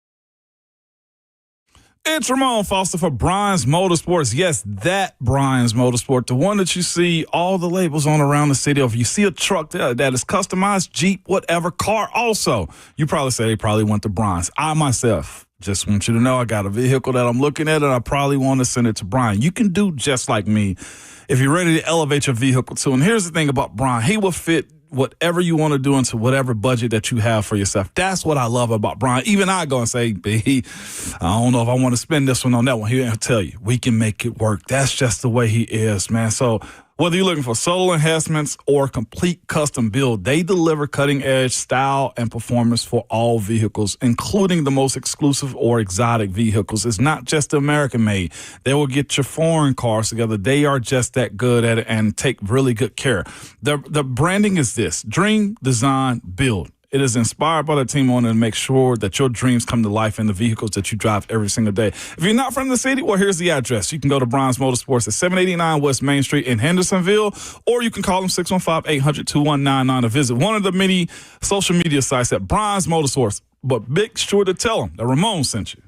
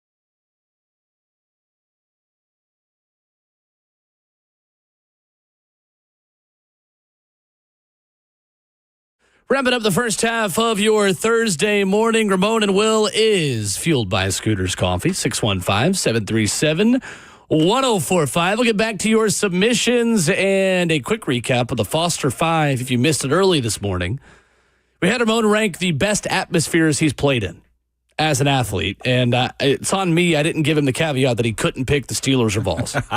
They were at the top of the list. We'll tell you who 2 through 5 are coming up in just a few minutes. After a disappointing rookie season, Ramon, Colts defensive end Leatu Latu says he wants a sack per game in 2025, finishing his rookie year with 4 sacks and 36 pressures last season, according to Sports Info Solutions, ranking him third on the Colts in both categories. High expectations for a second-year player who is a part of a division, Ramon, that is sneaky good at getting after the passer here in the AFC South. See, the issue that he has is that he's only chasing sacks. That's his first problem right there. That's the reason, I wanted to discuss this is because, you're looking at, the big show. He's trying to become a star before he learns how to be a player. When you look at Leatu Latu's tape, he's a guy that oozes to a finish. He's savvy. He got, some speed to burst to him. And I'm with you, Zach. Zach Bunch said, he is a dog. I give him that. A resident Colts fan. Yes, 100%. But here's the other side of it, though, too. You got to learn to do the basics first before you can learn how to win. And I feel like he probably chased the numbers to try to be the next. And this may be the curse of everybody else behind him. But everybody's trying to find the next Micah Parsons. We're looking at Abdul Carter and saying Micah Parsons. And a lot of the time, you got to get your footing underneath you. You got to be in a good situation. And also, it's the idea of you got to go to a good team that helps you offensively too. And if you're trying to be a rookie and being a rush specialist, a sack getter, Javon Curse, well, you got to go to a mature enough team that facilitates that for you. And I feel like the way that I viewed him as a 15th overall pick, if I'm not mistaken, a little bit more development, could turn into a Pro Bowl type of guy. Sure. But a sack a game? Also, I hate that, too, because that's all y'all got to do is get one play a game. Oh, I hate y'all. Defensive lineman. Spoken like an offensive lineman. So, Leatu Latu coming out, though, real quick. His comparison from Lance Zierlein of NFL.com coming out of the draft was T.J. Watt. T.J. Watt. Shout out to Shane Gillis right there. I could not help. He is boom or bust. Yeah. The ultimate boom or bust type of player, Leatu Latu. Picked 15th overall by Indy. Yeah. Top defensive player in that draft, top edge rusher in that draft, all those things. It was the neck injury while he was at Washington, which was the really big red flag for him. Won the Lombardi Award as the nation's top college offensive or defensive lineman in 2023 when he finished up at UCLA. First team All Pac-12, couple of years, RIP. Led college football, 21 and a half TFLs, 13 sacks his last year. If he stays healthy, I don't doubt that he is a double-digit sack guy a year easy. That's just the big question mark for him is the health and is the neck and the back stuff. And Zach, our resident Colts fan, shout out to you for listening every day because I'm sure this is hell some days, okay, as a Colts fan. But he was like, but their D-line is pretty nasty, though. That is very true. But most times as a rookie, it's the same thing I think Coach Brian Callahan is speaking about when it comes to Cam Ward. Let's get your foundation first. You're playing in a league in the AFC South that has a plethora of running backs. Stopping the run first, I think, plays a huge part in the role that he needs to play as a young guy. Yeah. If he can learn how to set the edge, be good as a pro, and be a team player, they're going to set it up with that D-line as good as it is. They're going to set it up to where you can pick and choose how you go eat, like J.J. Watt did or T.J. Watt or Myles Garrett does from time to time. I'm with you. The talent, size, attributes are there if he can stay healthy. I think the division that the Titans are in has this as its strength, rushing the passer. I will underrate it, too. I would also throw in there. I think the front sevens in this division are solid. Colts front four, Kwity Paye, Grover Stewart, DeVoris Buckner, Leatu Latu. That first four, when healthy, is outstanding. Grover Stewart, the run stopper, DeForest Buckner, the interior pass rusher, Kwity Paye, a contract year, solid on the edge, and Leatu Latu, who has major potential. The Texans have the depth. They have a stable with Will Anderson Jr.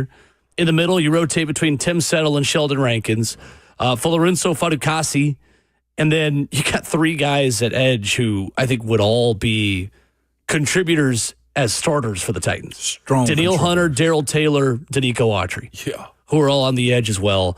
And then in Jacksonville, Josh Hines-Allen and Emmanuel Ogbah on one side, Devon Hamilton and Jordan Jefferson, Eric Armstead added into that defensive line, and then Trayvon Walker as well. It's not a gauntlet, the AFC South, in terms of overall team talent and ability. But an edge rusher and defensive line it is. And it's all the more reason why Titans have to get O-line right this year. You've got to get better at offensive line, because if you are league average at offensive line, just statistically, it probably means you're one of the best 12 to 15 offensive lines, because look who you're going up against 6 times a year in this division. No doubt. There are some great pass rushers in this division, and Leatu Latu clearly wants to be the next one. Yeah, and there's nothing wrong for shooting for that at all. Saying that out loud, though, if he says he won a second game, that's 17 on the season, and he get 12, that is still one hell of a year. Yeah. That is one heck of a year. But being frustrated because he didn't have production as a rookie on the defense, you got to kind of give yourself a little bit of grace. And again, like I said, I just like to crap on him because the fact that they only got to make one big play a game as a sack, that bothers the hell out of me more than it should. It's an even lower batting average than what baseball players are able to And celebrate as a success. And that's all I'm saying. 60 plays a game. You can bat 100, and it's a great game for a... They're not even in the 1% side of this thing, Will. We're talking about one of 68 plays that they got to play, and then they get plays off. Like they rotate guys. I can do a whole presentation. Do you hear me? PowerPoint presentation. I'm talking about a whole presentation. Why defensive linemen deserve less. And yes, By Ramon Foster. Yes. 101. With a forward by Ron You'll Slide. leave a better human after listening to me in that seminar. 615-737-1045. A reset of the headlines for you when we come back. The Foster 5 best atmospheres in football. Let us know where is the best place you've got to watch any sporting event. 615-737-1045. More of your submissions next.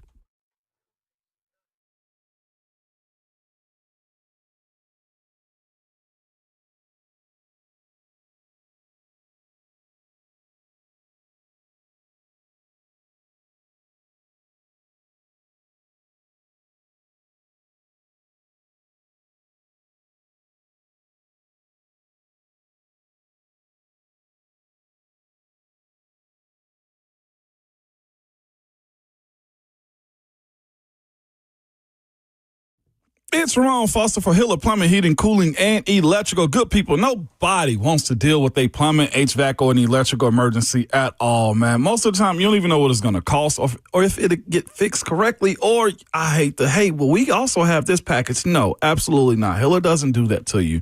The price that you're told is the price that you're actually going to pay. There are no hidden fees or surprises when you get your bill. No add-ons, none of that type of crap. I hate dealing with that when I've already got a problem and I got to pay you out of my pocket. No, you're not going to do those things, man. But that's because Hiller's one of the best. Their motto is happy you'll bill, the service is free. And they absolutely mean that. If there's an issue with what they've done to your home, they will make it correct. It's just how they operate. And they've been here for over 35 years. They're family owned and operated. And like I said, it's the local aspect of it for me. We love that. Absolutely pour back into your community, man. But here's the thing about them. They are some of the best with their techs, their professional experience, and just trustworthy. When they're on their way, you'll get a photo of the tech coming to your house and a link to track them in real time, so you're not sitting around wasting your time, okay? So if you have a plumbing, heating, cooling, or electrical issue, reach out to the company I trust at happyhiller.com.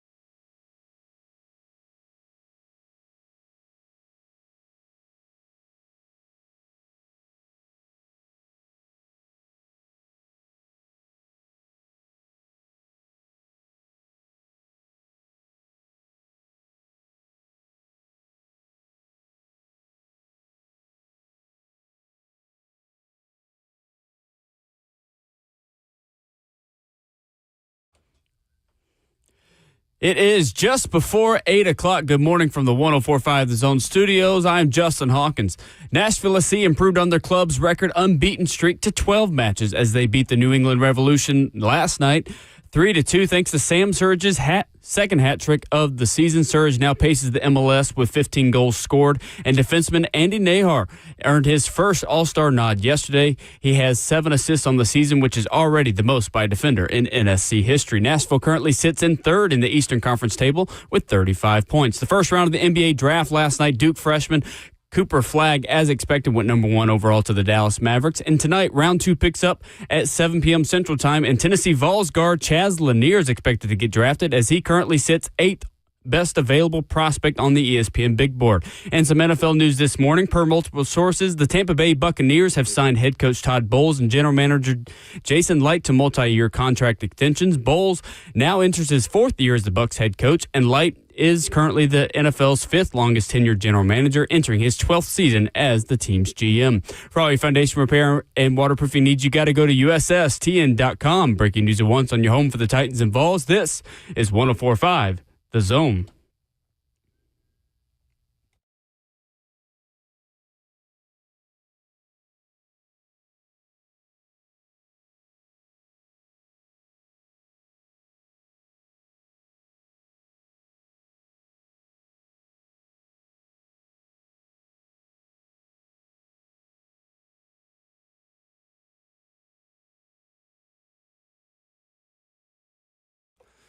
Second half of the show, hour number 3, getting started on your Thursday. Hope it is a good one so far. Glad you decided to spend it with us. Ramon Will is fueled by Scooters Coffee, locally owned in Rivergate, Smyrna, Brentwood, White House, or Mount Juliet. Amazing people, amazing drinks, amazingly fast. You stream us at 104.5 The Zone TV, Facebook Live, YouTube, Twitter, or Twitch, as well as the 104.5 The Zone app. That is where you get the 11-year NFL vet, Ramon Foster, myself, Will Bowling, Justin Hawkins, our producer. F&M Bank chat open. To hit the comment section, we invite you to hit the subscribe button while you are there. Helps us, and it is totally free to you. It takes about 1 second, maybe a half a calorie to click that button. Half a calorie. So we asked Ramon earlier this morning the best 5 stadiums/atmospheres that he's played in. At Ramona Will on Twitter, where you can follow the show and interact with us, is also where we have asked for your submissions. A ton of good ones here, Ramon. We got Bob writing in saying Lumen Field in Seattle, saying the boys winning in overtime a few years ago was truly incredible. Ears hurt for 2 days after. I could believe that. Meaning the Titans win in week 2 in Seattle a couple of years ago. They would have made it if it wasn't for Kansas City. On your list? On my list. So that would be your first honorable mention? I just like the Pacific Northwest, the idea of it. I don't think I could live there. I'm definitely going to visit and see the Starbucks side of everything and stuff like that. But hearing that crowd, wasn't a lackluster game, but it was fine. But it was loud, though. It was very loud still. Mm-hmm. Kansas City did it. What atmosphere surprised you? Like, if there was a stadium that you played in that you didn't expect to be loud, and you're looking around like, kind of bringing it. That's a great question. I'll be completely honest with you. It was Nissan. Really? It was the Titans. It was. I saw a post recently to these end zone guys or something, I think, too, on Instagram. When I tell you the level of trash talking and just hate and spirited banter that you got from the crowd as an opposing player, that's why, I get on these soapboxes at time about this Titans fan base going to the games and supporting this team, because when we came here, Will, it was hate. Do you hear me? It was. It was AFC the Titans. Central hate runs deep here. It was the Titans. Always will. 100% shocking, Will, more than anything. Absolutely. You go to Dallas, it's a show in Dallas. I expected a whole lot more, but it's such a show, and people are historians about going to Cowboys games. I feel like it's just my duty to go. Right here, oh my gosh, it was nuts. I like it when this team is good. Yeah. Code Blue games. They are the worst, man. They made you laugh. It's a good environment when this team is good. It is. Always has been. They made you laugh. They made you hate them. They made you want to beat them. Not to say it's bad when the team's bad. It's just that fans in the South have options. Yeah, they do. You're going to go watch your SEC team maybe a little bit more likely if the Titans are having a rough year or a weekend where you don't want to go. So they made it problematic for us. Will I would say that. I like it. Yeah, glad to hear that. Gator Mike with best stadium that he's been to. What's up, Mike? I got a couple. I told Justin, just for history nostalgia, Ramon, you'll appreciate this. I went to a Notre Dame Air Force game when Bob Davie was the coach. And Matt LaVecchio, remember that name, Will Bowling? Matt LaVecchio, quarterback at Air Force? Yep.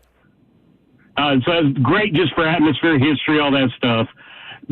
Honorable mention to the Florida UT game 2001 rescheduled due to 9/11 in Gainesville. Yep. Obviously, got to give a shout out to Swamp. But my best overall experience, fortunately, unfortunately, was at Neyland Stadium for the Oklahoma Baker Mayfield UT game with my good buddy Brian Truitt. Man. It is the loudest, most exciting game I have ever been to personally in my life. It was unreal.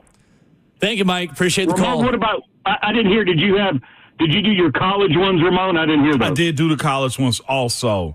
Thank you, Mike. We Appreciate got the call. them ready. I'll chant them out here in a minute. And we got college. What was your? online. Oh, you're good. What quickly? Your 5 for college. My 5 for college were Florida, LSU, South Carolina, Notre Dame, and Neyland number 1. And you're going 5 through 1. 5 through 1. Yeah, that was my 5 through 1. Florida 5, LSU 4, South Carolina 3, Notre Dame 2, and Neyland is number 1. Nice. On that one, yeah. 0-1 Tennessee, Florida. That game that got rescheduled because it was originally 9/11 weekend. Scheduled for December, and that's Tennessee's iconic win in the Swamp. But that Oklahoma game, I was a student for that game, and that was one of the first games I actually got to go to as a student because that was my freshman year in 2015. Yeah. And it was so loud. Like the level of release, Ramon, that we felt in Neyland when Tennessee beat Alabama in 2022. Yeah. It was building up to that. The 2022 Alabama game, I think, was still louder overall. But when Tennessee was up in that game early in 2015 against Oklahoma, Yeah. it felt that same level of, finally. Finally. Yeah. We're competent. We're back. Yeah. And that was an Oklahoma team that was, pretty unproven, and again went to Baker Mayfield, and Tennessee up 17-0 in that game after a touchdown in the second quarter from Josh Dobbs. Oh, my goodness, man. Yeah. It was unbelievable. And then Oklahoma came back. Underrated legend. Golly. I felt that game was going to be bad. I know. That was a heartbreaker. It was. I knew that one. Yep. 2 overtimes, interception at the very end. Yeah, it was a tough one. Very tough one. On YouTube, a couple of comments. Tim writes in, says, best NFL stadium, Super Bowl for Saints game, hands down, no question. I was very surprised that did not make your list. Saints? Yeah. Yeah. Dome Sweet Dome. Never won there either, though. So that's the other part. I feel like you have a bias towards places you won. Places you had good memories in. Yeah, it's just like in their heyday, New England is probably one of the best venues, places to go to. But as an opponent, miserable. Absolutely miserable, man. David says Superdome, January 1st, 1986, Tennessee, Miami. Ooh. Sugar Falls. Sugar Falls, yeah. We should ask Brent Hubbs this tomorrow. I got no problem. They want me to write it down? Yeah, absolutely. I got us. We'll remember. Yeah, we will. I can't wait to hear what Hubbs has to say about his favorite place he's been with Vol Network, with Tennessee football. Hubs probably saw the Coliseum in like Greece. That is crazy. All right, 2 things here. First of all, that's crazy. That is crazy slander. Secondly, the Coliseum where? Hold on. Athens. My bad. Yeah. No, wrong again. Thank you. You got to get your European country right if you're going to slander someone. Yeah, that's from me. That's the Coliseum in Greece is crazy. Oh, my gosh. That's on me. That is 2 things. That's 3 things. I gave the wrong answer again. That's what I get for trying to be a scholar. That was it. My friend Karma bites. She's tough, ain't she? Bites quick. Karma's a real chick. Karma bites quick, man. Damn. That was a good joke, too, man. The Coliseum in Greece. That's amazing. Jeez. Bobby up next. What's up, Bobby? That's on me, y'all. Bobby. Oh, Bobby's not on. He's still green. He's not red. Hold on. There we go. We got you now, Bobby. What's up, Bobby? There I am. There he is. Good morning. Morning. My favorite stadium no longer exists, but was Veterans Stadium. Veterans Stadium. Where's that at? I got this Philadelphia. Oh, okay. I got to see the Phillies play the Braves there, and Andrew Jones hit his first Major League home run that day. Oh, nice. That's awesome right there. It's all history. Good stuff, Bobby. Was there a fight inside of the stadium, too? Because it's Philly, it's on brand, right? Yeah, but I was involved in it, so that doesn't count. Bobby, you got to lead with that. Attaboy, Bobby. You got to lead with that, Thank you for the call. Hell yeah. That's awesome. Hell yeah. That's awesome. Do it, Bobby. The Vet, yeah. Opened in 71, demolished in 04. Down on South Broad Street. Replaced by Citizens Bank and Lincoln Financial Field. You don't think these stadiums are supposed to be like demolition. They're not supposed to be imploded the way I look at them. But so much history in them is the way I look at them, and poof, they're gone. Well, you create an entertainment district around it. That's the way you do it. Demolish the place where the Music City Miracle happened. Mm-hmm. Music City Musical. I know, I almost said it again. Ryan up next, Best Stadiums. What's up, Ryan? What's up, guys? How are y'all? Good morning, Ryan. So I want to talk about, so I actually got to go down to the Titans and Bucks game back in 2015, the Jameis versus Marcus, the whole build-up to that game. Yeah. But that stadium, man, the atmosphere was just awesome. I mean, going down there, me and a couple buddies drove down there on a Friday night, didn't get there till late Saturday, drove back after the game, but just the atmosphere in general with that stadium. I know the stadium, actually, like the seating and all that, is no good, but just the atmosphere, the fans talk crap to you. It's just, the whole experience was just awesome. And I'll hang up and listen. You guys have a great day. Thank you, Ryan. Appreciate the call. Man, I'll say this too, Ryan. I knew that was an elite trip after you said this. Me and a couple of friends drove down on Friday. Yeah, it's a good way to do it. What else do you want at that point? 100%. I don't even care. Tampa. That was a fun game to watch, too, man. That Marcus's debut. Whew. Yeah. The hope we had as a franchise, as a fan base. And for good reason. I mean, heck, the guy cooked 4 touchdowns. Came in as a legend himself from college. 100%. 100%. You felt like you'd made the right choice and Tampa made the wrong one? No, it was fun. Is that an even split? What? Jameis and Marcus? Who had yeah, it's a good question because they were compared for so long of like who had the better career. Yeah. Jameis Winston or Marcus Mariota? And both are still in. I mean, I feel like it's kind of a push. It's a push. Like they both, probably Jameis. When the dust settled, probably Jameis. Just from overall production, right? I mean, a 40-40 season. Or 30 for 30. He's also, and both of them are still getting $4 to $7 million contracts at this point. Too. Yeah, right. At this point, they're both backup quarterbacks. Like, ultimately, neither of them really became what they could have been. But 2019, Jameis threw for 5,000 yards, 33 touchdowns, 30 picks. It's Jameis. What's more? Okay, he had 3 4,000-yard seasons and a 5,000-yard season. Yeah. In a 16-game schedule. In 2019, Jameis had 5,000 yards. He just threw 30 interceptions with it. That's also true. The Lord did not deliver him from interceptions that season, as he likes to say. Joey next up on Best Stadiums. What's up, Joey? What up, Joey? Ramon, Will, how y'all doing this morning? We're doing boys? good. Good morning, my brother. All right, so this is pre-vision loss. So, and I'm going to keep it local. When the Predators made it to the second round for the first time, Game 6 versus Anaheim. Dude, that place, that whole game. It was. It was rocking. It was like the greatest atmosphere. And then right there, as everybody started counting down from like the 10 seconds, and you see everybody's phones out and everybody just going crazy. Mm-hmm. Oh, that was so much fun. Y'all have a good one, brother. You too, Thank you, Joey. Appreciate the call. Man, I love when Joey called because he always gives you a timestamp. He lets you know pre-vision. Like, I heard him, I think it was yesterday or the day before on 3HL, and he was a pre-vision conversation, man. Joey, way to stay locked in, man. I love that for you. He's 100% right. I was in the building that night, was lucky enough to be there for Game 6 when they won the West. Yeah. Oh, my gosh. Yeah. It was electric. It was so electric. Is that one of the best, other than the draft, best sporting events Nashville has had? Mm-hmm. Well, yep. The Stanley Cup final topped it. Just because of the people outside and the spectacle of everything else, but that was a fun summer. It was 8 years ago, 2017. I went to Game 3 of the Stanley Cup final, and ooh, what a vibe. I lost my voice for a week. I bet. Goodness. I was at Game 6, unfortunately. I watched the Penguins skate the cup, and I booed Crosby as he got it. Nah, your fault. You're not wrong. Don't ever feel sorry for booing him, okay? There's nothing wrong at all. This dad with a son with him, like, got in my face, was like, he's got 2 cups. He's a 2-time champion. I said, hey, buddy, get out of my face. I don't want to smell your breath. I was going to say, was that Shafe? Is that spearmint or peppermint? Yeah. Get out of my face. Oh, my God. That was annoying. Yeah, I'm sure it is. I can also talk about that, too, most annoying fans. And some of them being some of my own. Can we do that tomorrow? Oh, my God. A Friday Foster 5? Most annoying fan bases? Hell yeah, let's do it. Who was, what was the overrated atmosphere? If we were doing underrated atmosphere of who you thought wouldn't be loud and was loud, where did you go overrated where you don't feel like it's as loud as people say it is? I thought Cowboys.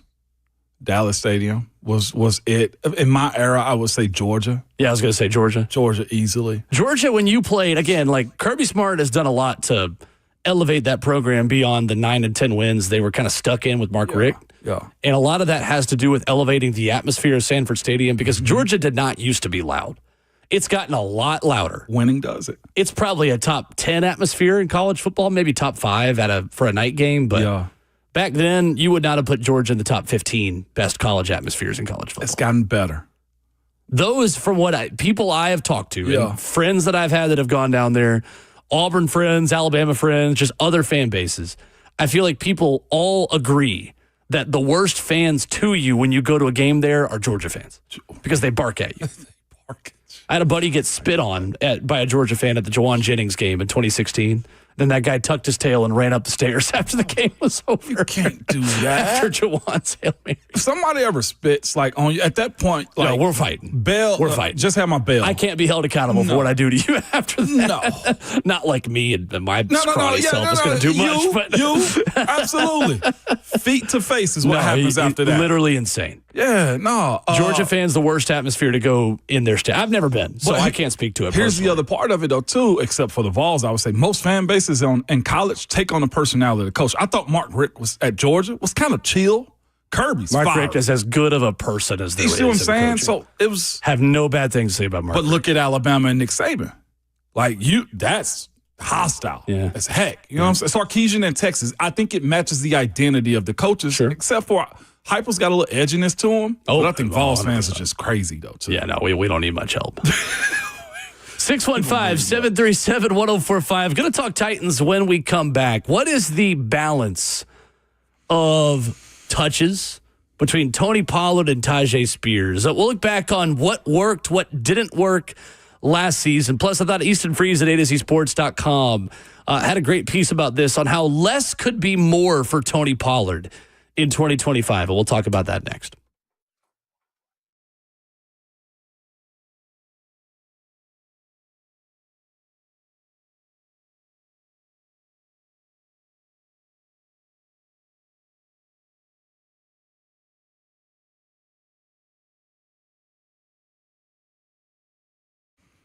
It's Ramon Foster for the Wellness Institute of Nashville. Good people, man, I'm here to tell you the website is painisbad.com, okay? Just think about it. It's exactly what you need, and they are the place to fix it at the Wellness Institute of Nashville. They're giving you a 47% off the non-surgical spinal decompression right now. Yes, it is a big 47 offer for 2025, and I've been going to see Dr. Ashley, and here's the thing about it. She knows how to help athletes and just regular folks, too. Whether you're going to the gym, day-to-day stuff, work, you just never know how much pain and stress you're putting on your body, and they're here to help you with their back, knee, and neck issues, man. I'm telling you, from the zero gravity machines to the spinal decompression machines also, they are just simply good at it. There are no pills, no creams whatsoever when you can take the pressure off at the Wellness Institute of Nashville. They are good. I believe in it, man. I am a user of it. So if you want to be like me and start a pain-free life, and it is possible, call the Wellness Institute of Nashville at 615-246-5009 or go to painisbad.com.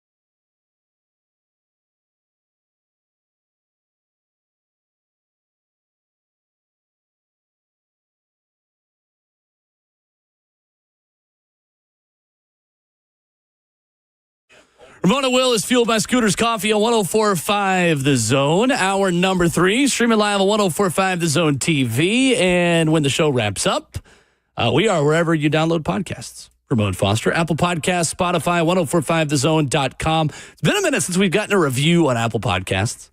So if you don't mind, hit the subscribe button on the Ramon and Will podcast feed. Give us 5 stars. If you think it's a 1-star show, we invite you to keep your opinion to yourself. You are entitled to your wrong opinion.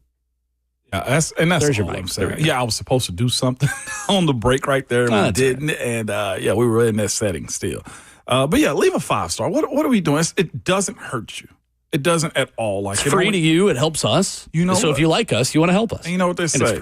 Frowning creates more wrinkles. So smile and hit the 5-star. If you leave a 5-star review and send us a screenshot of it and the message of it, and it comes through, you may or may not get a Scooters Coffee gift card for me in your DMs. I will. Don't doubt that I will bribe people. You will do it. I know you will. It's legal with us, okay? We'll bribe you. At Ramon Foster, at Will_Bowling, where you follow us on Twitter, 615-737-1045. So the division of labor at running back, Ramon Foster, is interesting for the Titans this season. And we talked about this a little bit with Rhett yesterday. Easton Freeze wrote about it at AtoZSports.com. Could less be more for Tony Pollard in 2025? You were on sideline level to see the grind it took for Tony Pollard to finish the season last year. And I thought this was an interesting note from Easton at AtoZSports.com, mentioning that at 4.2 yards per carry in 2024, 260 attempts, 1,079 yards. That was Tony Pollard's second worst yards per carry mark in 6 NFL seasons. Easton writes, at A2Z Sports Nashville, speaking with those familiar with his health situation behind the scenes, there were weeks in December that team doctors were frankly shocked that Tony Pollard could run at all. His effort and grit last year was respected by everybody in that building more than the average fan will ever know. That's Easton Freeze at AtoZSports.com. It is less more. Do you want that yards per carry number to come up? Are we set for more Tajay Spears in the Titans offense this season?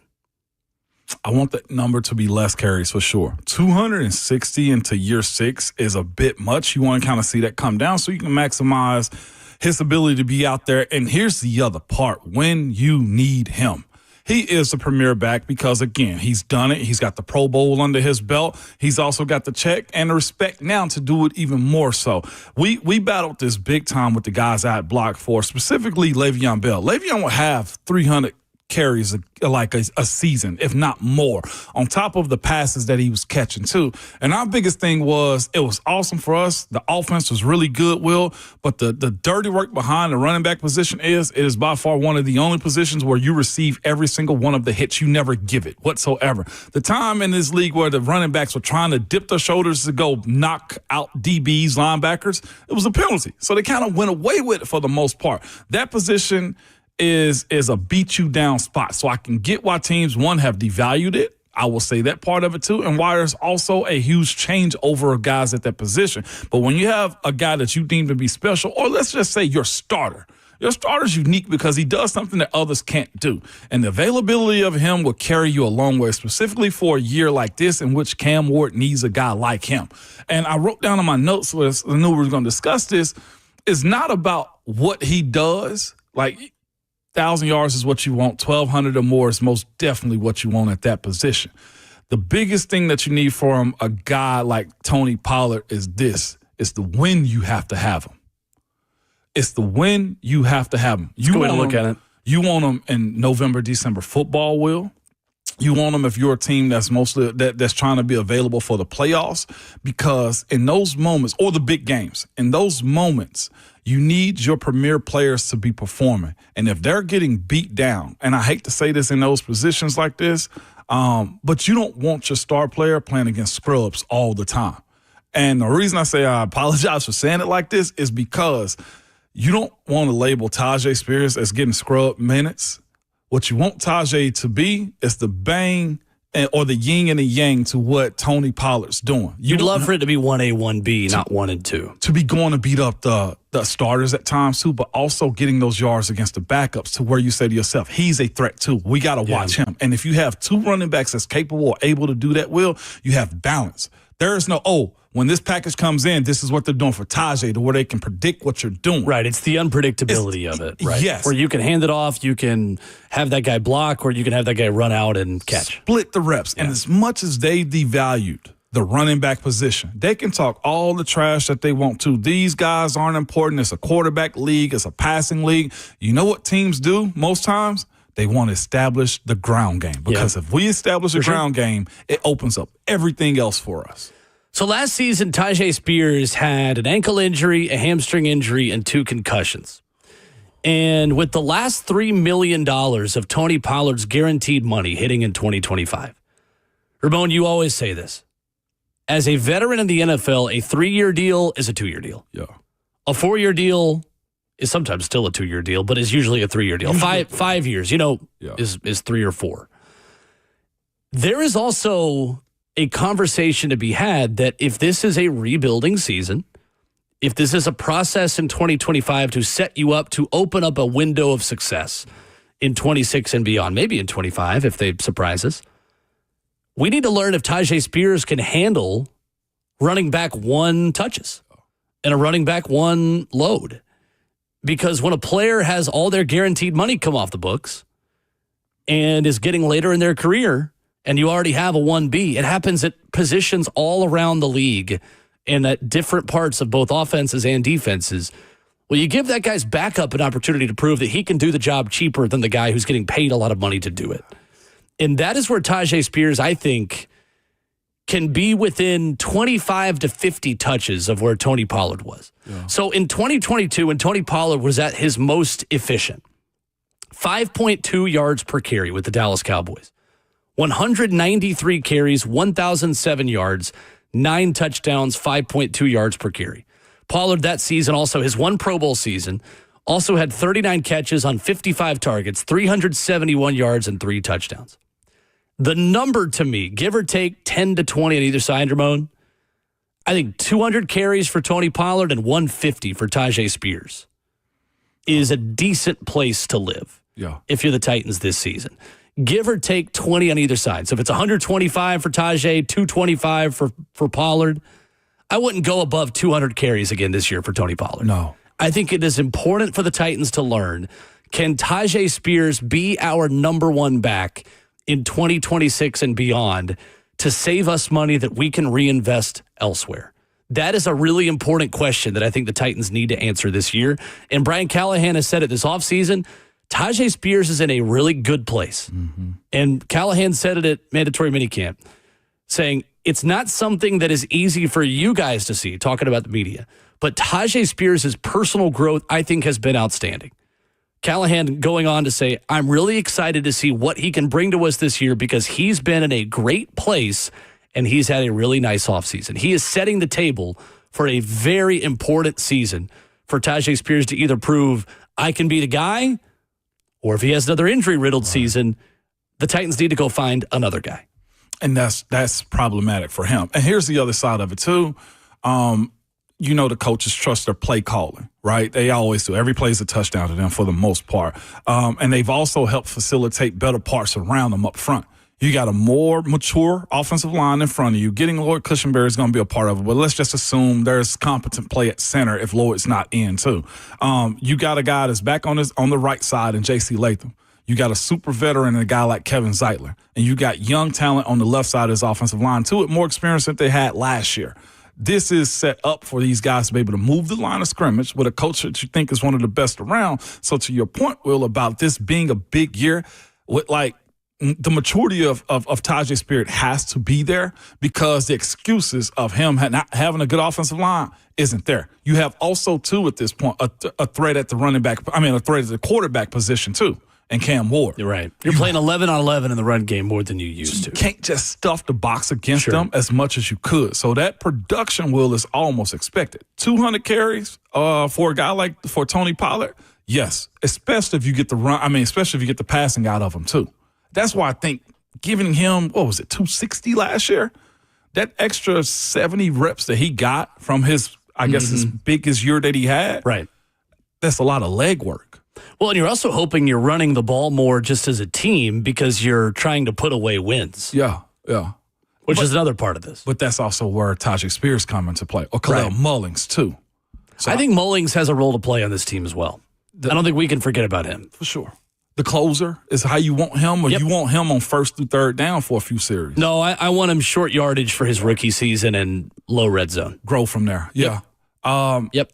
Concussions, again, I hope Tajay evaluated this. Like, sometimes it's just unavoidable. Somebody hit you in the wrong way. You can't prevent that one. But I think one of his was the snap of his neck one time. I do want to see that be a part of, ain't a real way to tell if somebody's thickened their neck up. But his upper body treatment around his muscles in his neck and head area, definitely need to make sure he take a focus to that. So let's play the hypothetical game. If Tajay Spears is dealing with injuries again in 2025, do you have to go sign another back or re-sign Tony Pollard for 2026? Yep. I think you definitely do. You definitely do. This is, if we're talking about how important this season is for Titans players, I'd be hard-pressed to find a player who has a bigger season coming up than Tajay Spears does on this team this year in terms of, can I stick around? Either here or anywhere. Can I prove that I can be a guy? I think he absolutely can. I still like Tajay a lot in the pass game especially. I think he can do things with the ball in his hands to make guys miss in space that you can't teach, that you either have or you don't, and he has it. He just has to stay on the field and be healthy. And again, hamstring, ankle, and 2 concussions last season for him. It's ironic. It's a coincidence. Another guy in his class is facing the same battle, Josh Wiley. Both are fighting that exact same battle. And to your point, you love them. You love the idea of what they can become. Mm-hmm. But sometimes it might not be for you as a team. Right. And I think at the very least, the Titans have already maybe replaced Josh Wiley. The Titans haven't at running back yet. No, they have not. Callahan and Borgonzi and Brinker are on the record that they feel like they need 3 running backs. Mm-hmm. That's going to be the pathway moving forward. And Callahan has said it at the podium a lot. That is the organizational philosophy of the Tennessee Titans moving forward. You feel like you got to have 3 in this league. And they have 3 on paper. Heck, they have 4 on paper. Throw in Julius Chestnut in there as well as a special teamer and as a guy to contribute. What's interesting, though, for Tajay, man, and this is where the business, I think, strikes, and it sucks up for a lot of us that got to go through this in everyday life, too. He probably needs a bigger year than Tony for that same point. And I know Tony's a premier guy. But I'll ask this question. I have my own answer. I can give it after you. But, if they do let Tony's contract expire after this year and don't re-sign him back, do you think this franchise view, or league-wide even, view Tajay Spears as a premier back? Or is he always a 1-2 guy? And that's what I'm saying. He needs a bigger year than Tony Pollard. I think he can prove he can be a 1A. The challenge with that is, look, he needs what Tony Pollard was for the Cowboys behind Ezekiel Elliott. Look at 2022, Tony Pollard. Yeah. 193 carries, 1,007 yards, 9 touchdowns, 5.2 yards per carry. I don't see Tajay Spears, unless there's an injury, God forbid, to Tony Pollard, getting 193 carries. Yeah. But that's how Tony Pollard proved in 2022. No, I can be a 1 if you get me out from behind Ezekiel Elliott. The Cowboys just weren't encouraged enough to pay him to be that 1 there. Yeah. They felt like they could get better on the dollar than Tony Pollard on the cheap, and turns out they couldn't. That was one of their big problems last season in Dallas, was the run game, and they tried to get an old Ezekiel Elliott to run it back, and it just didn't work. It will be, and there's a universe where that can exist too, because I'm thinking of Mark Ingram and Alvin Kamara. He did take it over eventually, and so did Tony Pollard too. Right. But there was also 2 styles of running backs for both of them, I felt like.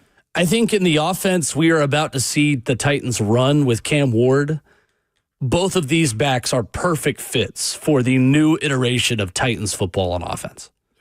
Meaning the RPOs, meaning the shotgun runs, meaning 11 on 11 in the run game where Cam Ward can pull it and take it around the end if you bail and try to commit towards Tony Pollard or Tajay Spears.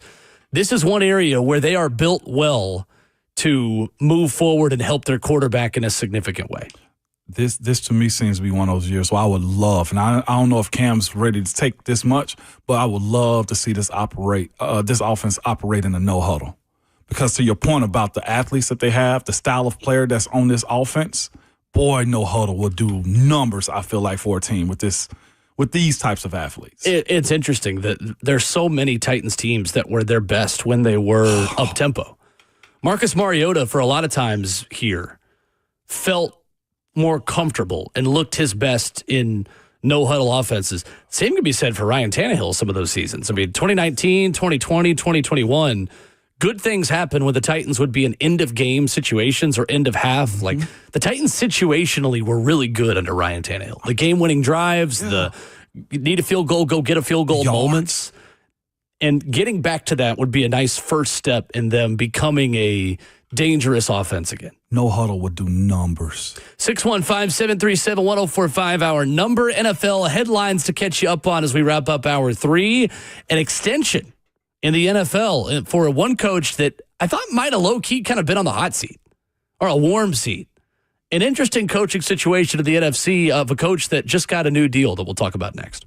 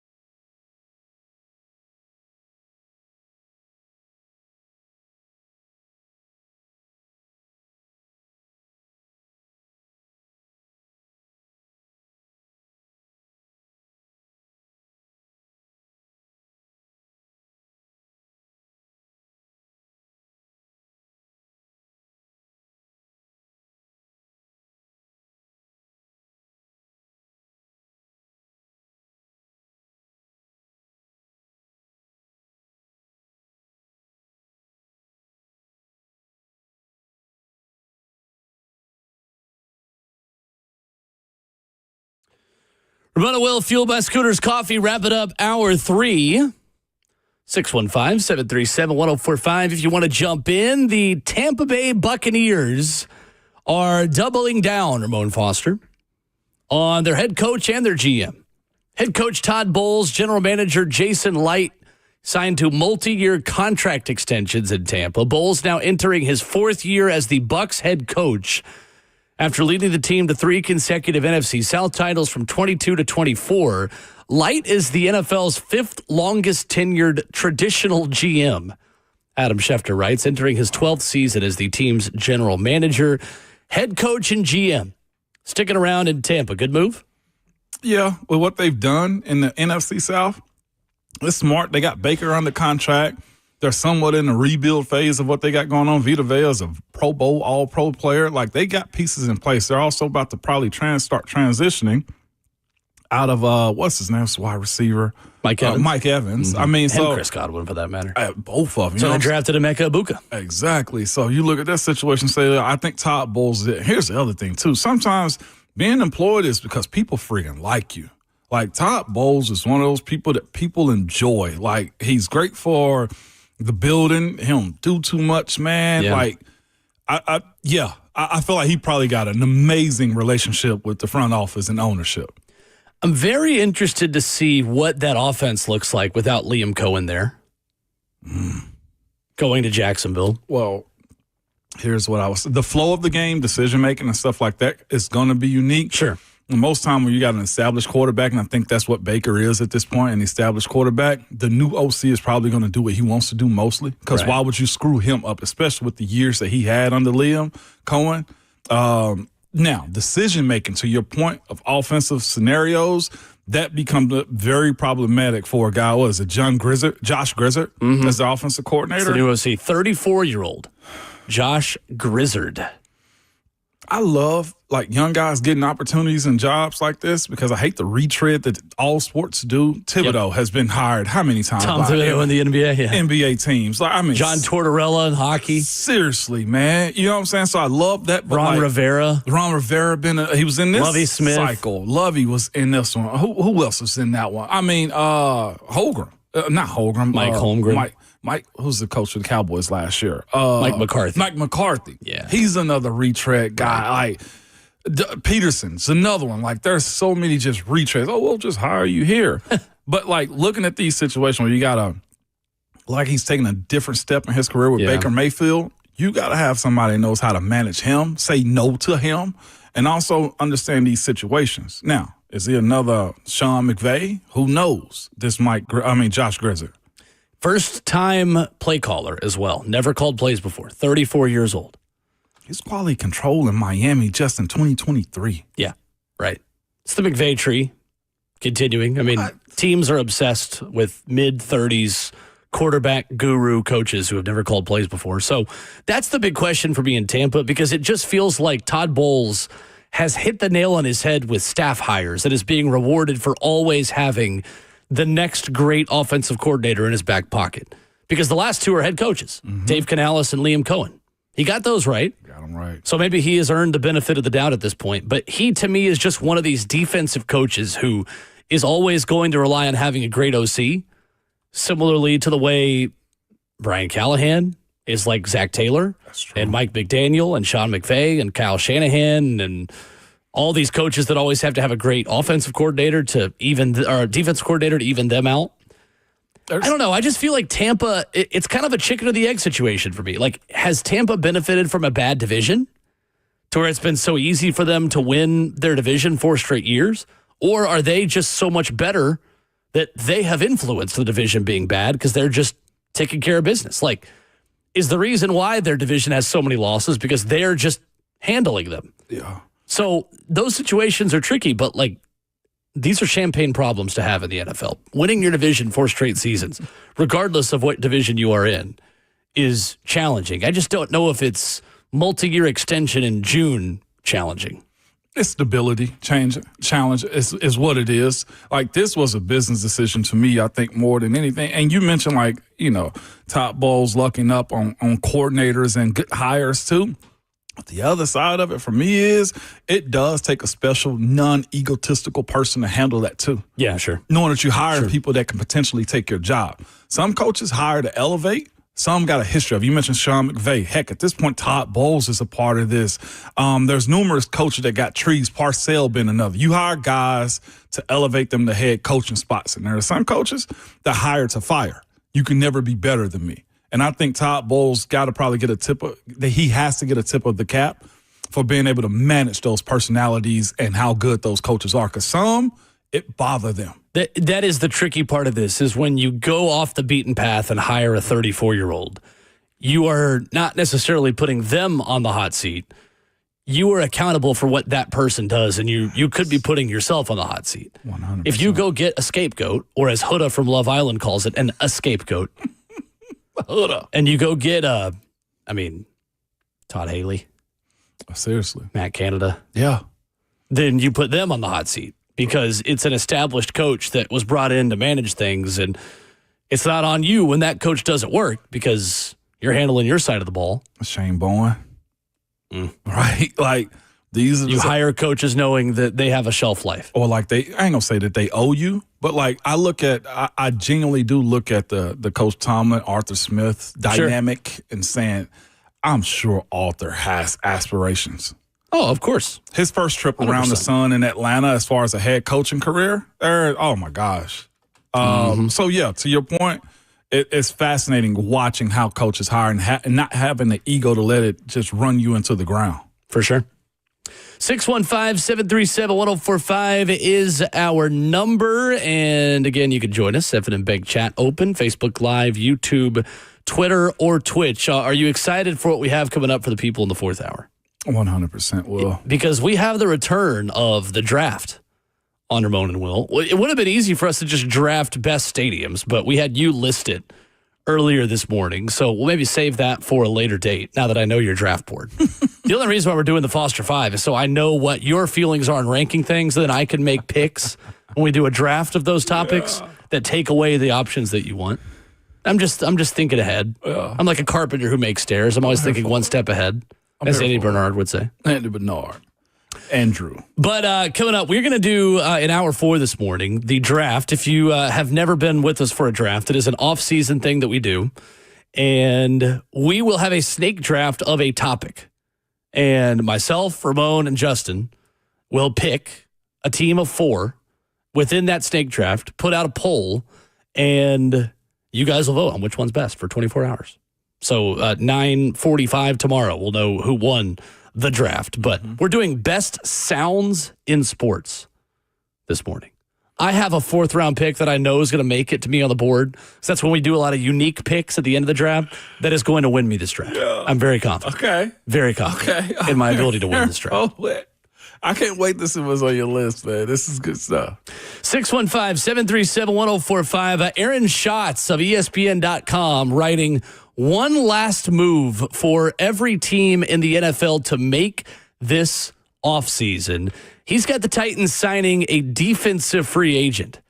Are you interested? We'll talk about it next.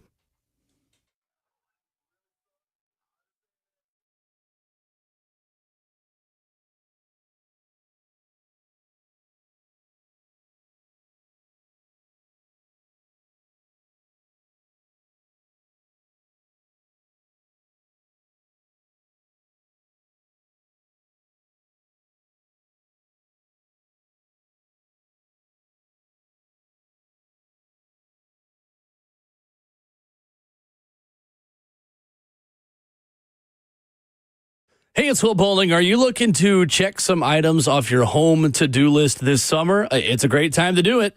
You're having people over, we're grilling out, we're hanging out at the pool, coming back to the house.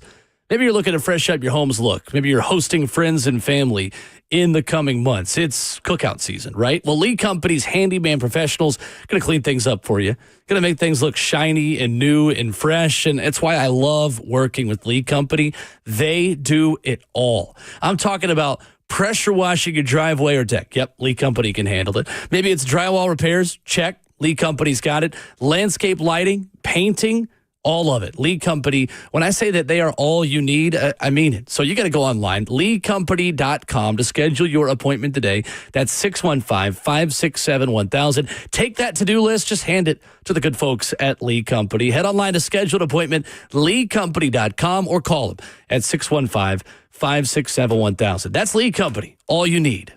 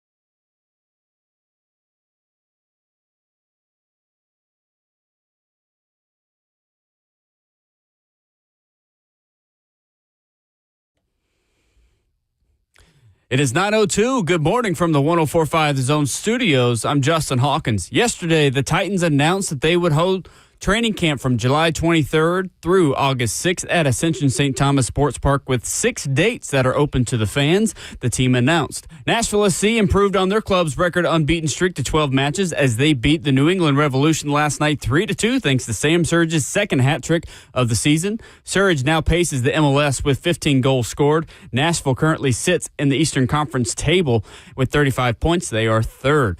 Round 2 of the NBA draft tonight. Coverage begins at 7 p.m., and Tennessee Vols guard Chaz Lanier is expected to get drafted in the second round as he sits currently on the ESPN Big Board 8th best available prospect. In some NFL news this morning, per multiple sources, the Cleveland Browns released defensive end Ogbo Okoronkwo.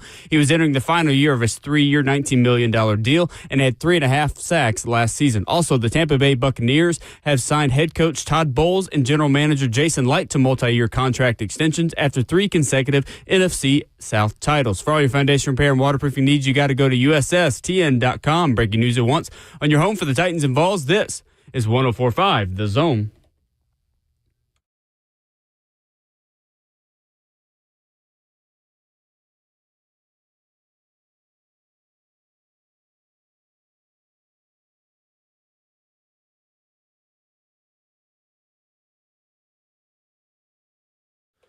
Away we go, hour 4. Ramon and Will, fueled by Scooters Coffee. This is 60 more minutes on your Friday, Junior.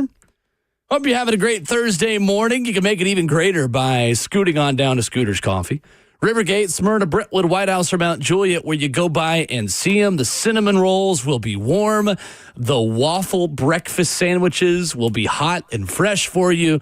Whether it's a energy drink mixed with different flavors, whether it's an iced coffee, maybe you're a latte person, maybe you want a little bit of ice cream in a drink. They got you at Scooters Coffee. 615-737-1045. Our number, the draft, coming up in 15 minutes for us. We are drafting the best sounds in sports.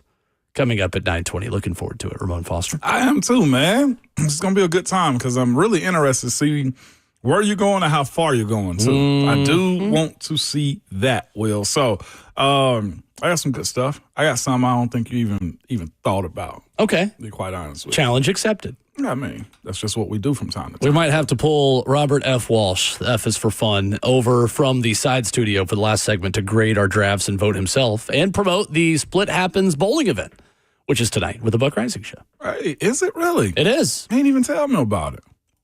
Yeah, Well, he did. Yeah, he did. Unbelievable. You were on his show yesterday. I was. It didn't even bring it up at all. That's crazy. Yeah, no, absolutely not. It'd be your own people sometimes. Every single time it's your own people. To be quite honest with you, especially at this station. It was Buck this time. At ESPN.com, Aaron Schatz writing about one move that all 32 teams should make this offseason. One final move for everyone. And for the Tennessee Titans, he is adding a linebacker, but not an outside linebacker. An inside linebacker, saying sign linebacker Kaiser White. Aaron Schatz writing, the Titans don't really have a lot of inside linebackers on the roster that they can trust. Tennessee signed Cody Barton away from Denver, but nobody else at the position played more than 10.5% of defensive snaps last season. A strong veteran to play up the middle would be a huge help, and White is still out there. He is a steady player who had 35 more tackles last season for Arizona than any other Cardinals defender other than Budda Baker. Kaiser White, the addition Aaron Schatz would make for the Titans. Thoughts? Why in the heck is he still a free agent? That's the only question I have for him. He started 17 games, over 130 tackles last year. I know Arizona didn't have the best season, but those types of guys get signed. He must have a pending. This is me just speculating. A pending suspension or something coming for him not to be on the roster. Well, a 29-year-old who PFF did not like last year. He did not. Ranking him 156th out of 189 linebackers with a 48.8 grade. In coverage, Ramon, he does not make the Titans much better. In coverage last season, Kaiser White graded out with a 32.0 from Pro Football Focus. That was the 174th best coverage grade out of 189 linebackers who were graded by PFF last year. That's even worse. PFF, not gospel, but But that never shows well. Like, it shows if you're just average, then that proves it 0.2. But he was way below average when it comes down to that. Kaiser White, it's another body. And at some point, you're going to start needing them too for a role of his, especially being neglectful in the pass coverage. Will, I would wait until I needed him too. Because I'm not the only one that's waiting on this one. This is what's so super unique about him. 6 career interceptions for Kaiser White, 1 each of the last 2 seasons. He had 2 in 2021. I think if you were going to sign Kaiser White, you wouldn't have signed Cody Barton. No. He would have been your guy instead. Is a guy that can rush the passer a little bit. 3 sacks last season from the inside linebacker position, so perhaps some similarities there to what he would be asked to do in Tennessee, but Ramon, I'll be honest. If I'm adding a player on this team, it's a pass rusher. It's an edge rusher. There are no big difference maker edge rushers that are just sitting out there on the street this time of year. There's a reason why guys who are available now, like you mentioned. So part of the process for Mike Bergonzi and Chad Brinker is learning the story. Like, why are you available? Why do the 31 other teams not want you? Is it because you don't want to come to mandatory minicamp? Well, that's over now. So what are we waiting on? Well, play is essentially what it is, or needs at this point. I look at a guy like Kaiser White, and I say, if I'm Bergonzi and if I'm Chad Brinker, I'm saying to myself, is there any way our defense can help him be better?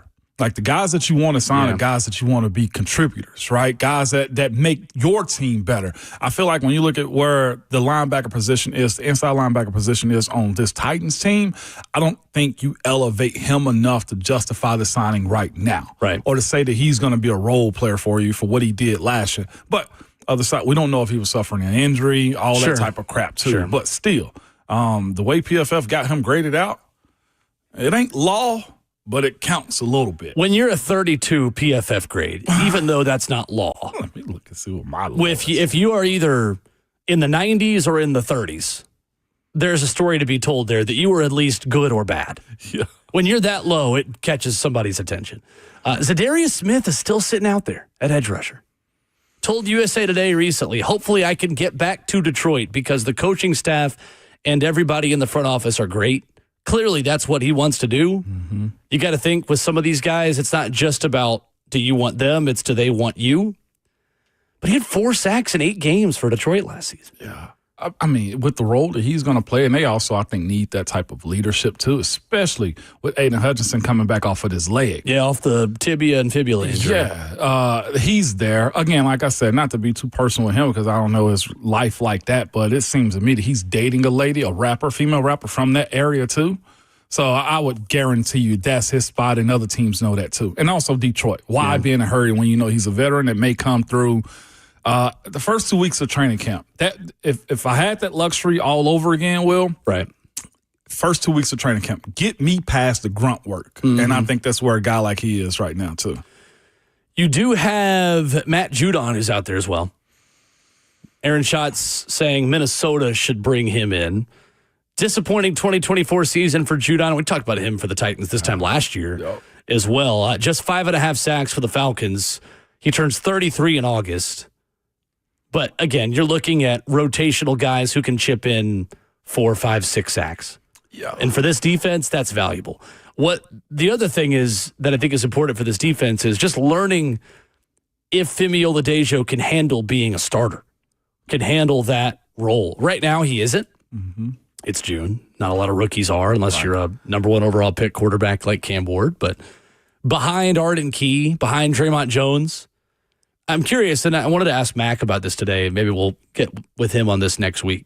Like, how much individual development can Femi Oladejo have now working with pass rush specialist individual coaches to teach him a curveball, teach him a changeup, teach him different moves? Because that feels like something, Ramon, you can work on in the offseason by yourself with, we talk about the rush doctors and the O-line coaches that have the O-line summits, and a tight end U that's here in Nashville to work on the individual nuances of playing that position. Well, for someone in like Oladejo, who was an inside linebacker until halfway through his last season at UCLA in college, I imagine there's a lot of individual development he can be doing right now to learn, hey, I can't just beat a guy with speed off the edge anymore like I could in college. I've got to learn different moves to dance around some of these dancing bear tackles that are going to be trying to keep me from their quarterbacks. And Oladejo's biggest point, too, is getting used to that constant physicality aspect of it, too. To your point, you can't just out-athlete anybody. For a guy like him, I think his training now should be a repetition of things that he's not used to. Like you said, the hand swiping, the punching and getting off of people, because I don't want a guy like him in that first year who's still learning the position to be overloading. He's got 7 different moves that he's working on, and none of them work. No, I'm with you. Give me your main heater, and after that, give me your change-up, because in his role, the way I'm viewing it this year, it's going to be rotational for him. Yeah, for sure. You know what I'm saying? The same way it is for most rookies, and you want to just see him pop. If Femi Oladejo clears up this year 4.5 sacks, that's good living. The challenging part about bringing in someone like Zadarius Smith is it becomes harder to evaluate Femi Oladejo with a full snap count. Mm-hmm. It's kind of like we talk about this in baseball a lot. And in hockey, we talk about this with the Preds. When you are in a rebuild and want to learn if your prospects can handle being pros, you don't go sign a veteran that keeps them from playing. Right. Like, it might not work, but we're in a rebuild. You have to have some of those guys play to learn if they can be starters for you moving forward and get that tangible experience. Because right now, it's not about wins and losses in 2025. It's just not. No. This team would love to surprise people and win the division. They want to win every game they play this year. Not saying anybody wants to lose over there in that building, but you leave gaps open on your roster in order to learn about young guys who you hope step up and take the reins. Sometimes they do, sometimes they don't. Sometimes that can be the difference between, 5 wins and 9 wins this season. Like, would the Titans be better as a defense if they signed Zadarius Smith? Yes. Would the Titans have as much knowledge on Femi Oladejo and his potential and his ceiling if they signed him? Maybe not.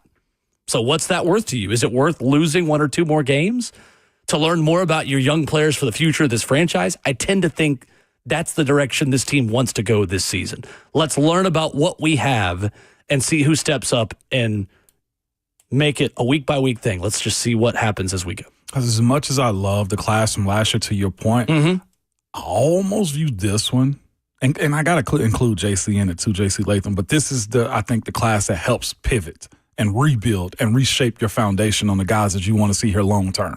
It's the first class of a new identity. Yeah. Of the Chad Brinker Titans. Well, I would even throw Mike Borgonzi Titans. I think Tavondre needs to be in there. I also throw JC Latham. Both. Like, these to me should be your foundational pieces moving forward. And that's respect with everybody else that was drafted on this team before. I think Jeff's definitely the headliner for this squad. But I look at these last couple of years as the resetting of the foundational pieces. And you need to have that at some point. And there are some good bones here. But the majority of the guys, I feel like last year's class and this one, going to be your soldiers marching forward. Dwayne on Facebook Live at the Evident Bank chat says, we want the best roster. We don't care about helping future players. Well, you know what Chad Brinker said, right? I mean, he said it on our show, it's only so much you can do. It's about first downs, not touchdowns, is what Chad Brinker says when he got elevated to president of football operations. It's not all in one year. That's how you overspend. That's how you set unrealistic expectations. That's how you end up with L'Jarius Sneed in his contract. And the number 1 overall pick. Yeah, it is. That's how. When you chase veterans who are expensive like that, it doesn't always yield immediate wins, and you're stunting the growth of your young players in the process. Saints is another one. Yeah. Right. I'm not saying this team doesn't want to put together a good roster. Don't hear me when I say that, but when you have the option of, do I want a 1-year deal for a guy I don't totally believe in who's still available for some reason, or more snaps for young guys who I need to grow up into starters? That way we can have cheap starters, and then I can go hunt for expensive free agents who want to come to a team whose window is open. In 2025, I tend to think the Titans are going to slant more that direction at non-premium positions.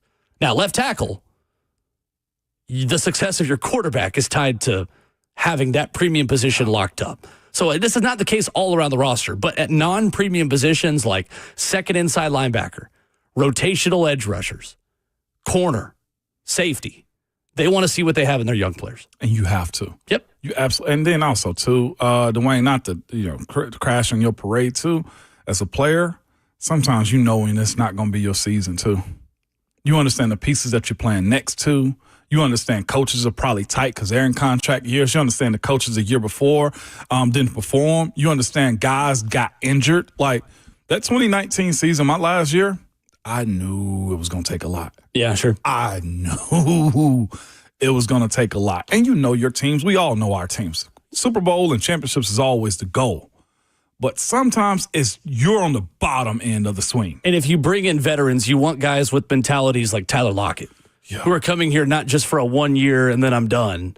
They're coming here to contribute and be leaders in the locker room to improve the culture of everything around you. And when guys are available in late June, you are less likely to find culture and locker room veteran fits like you found in Tyler Lockett and Kevin Zeitler. And not like how you found, and respectfully I say this, but Jadeveon Clowney and the other rusher. Right. Like you don't want to make those mistakes. It's where you're pressed because, we got to win. No, let it work its course. Coming up, the draft returns on Ramon and Will. We draft 4-member teams, 3 teams for myself, for Justin, for Ramon, on the best sounds in sports coming up next.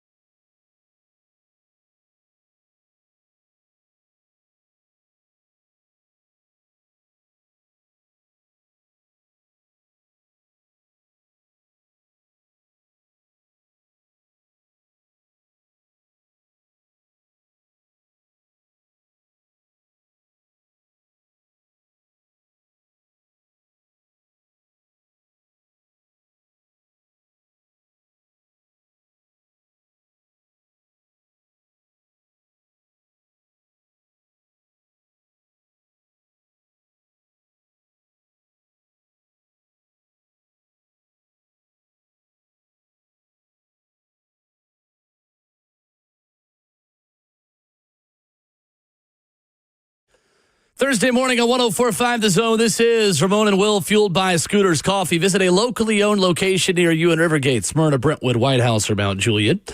Amazing people, amazing drinks, amazingly fast. Justin Hawkins, our producer. Ramon Foster. I'm Will Bowling. It is time for the draft, Ramon Foster.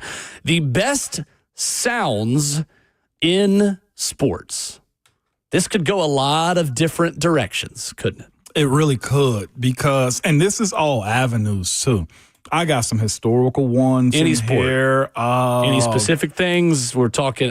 I'm not going to give you all any hints. All right, of the directions. Well, good. So, all right.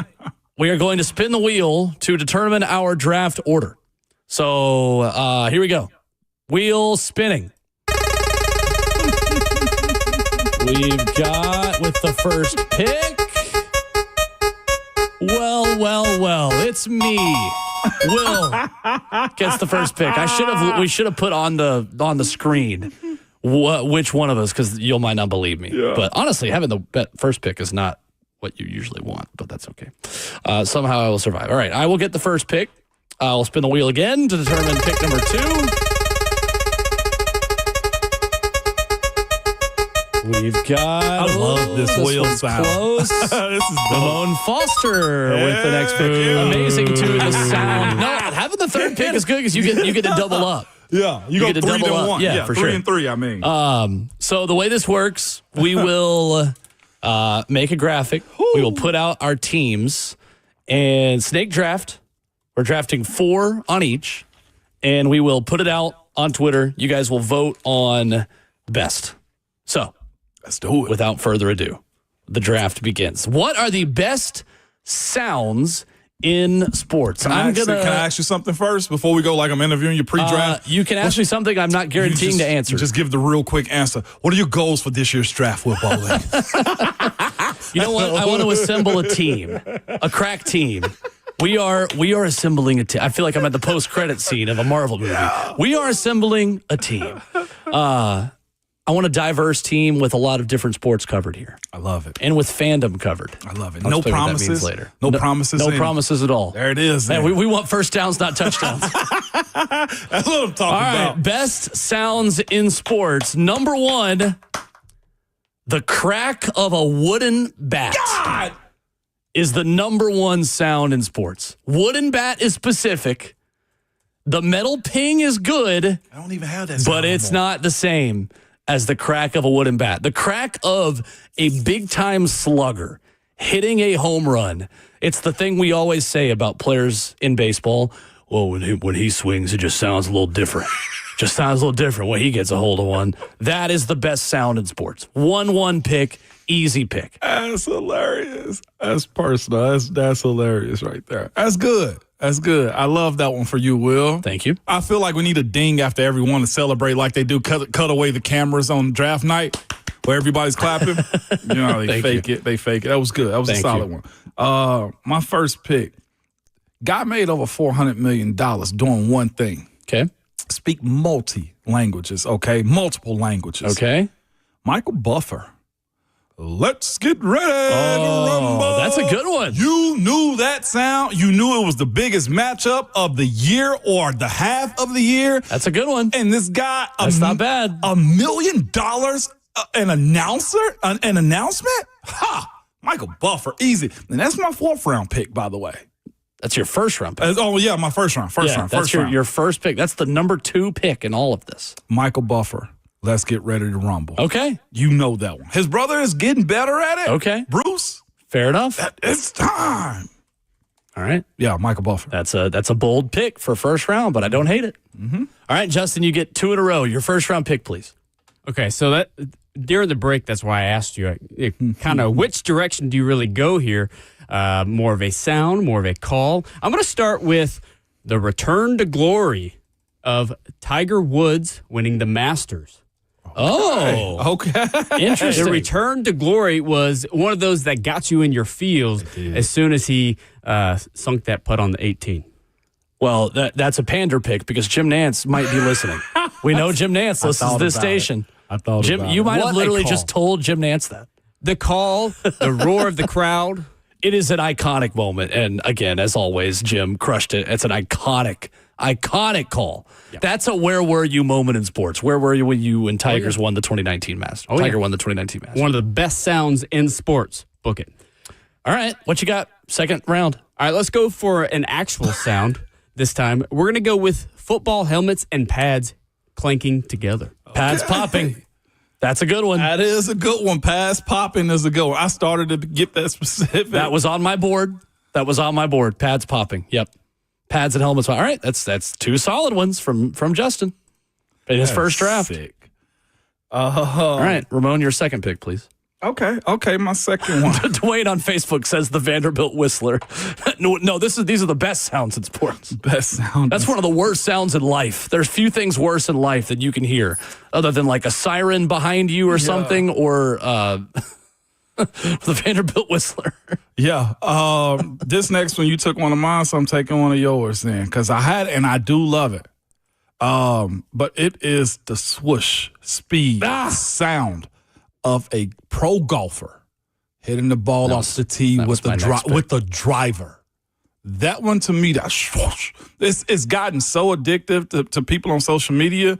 That was my next pick. That they're putting like pop sounds. I mean, those little fake cap gun bullets on them to That's make a great the sound. pick. Yeah, I know. I've said there's a brand of golf balls now that literally almost sounds like a gunshot.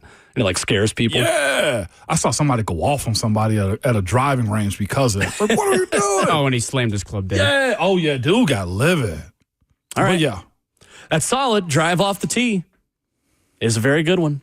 So I get 2 in a row now to finish off round 2 and 3. I have got still my number 3 and 4 on my big board available to me. This is fantastic value that I'm about to take in the second and third rounds.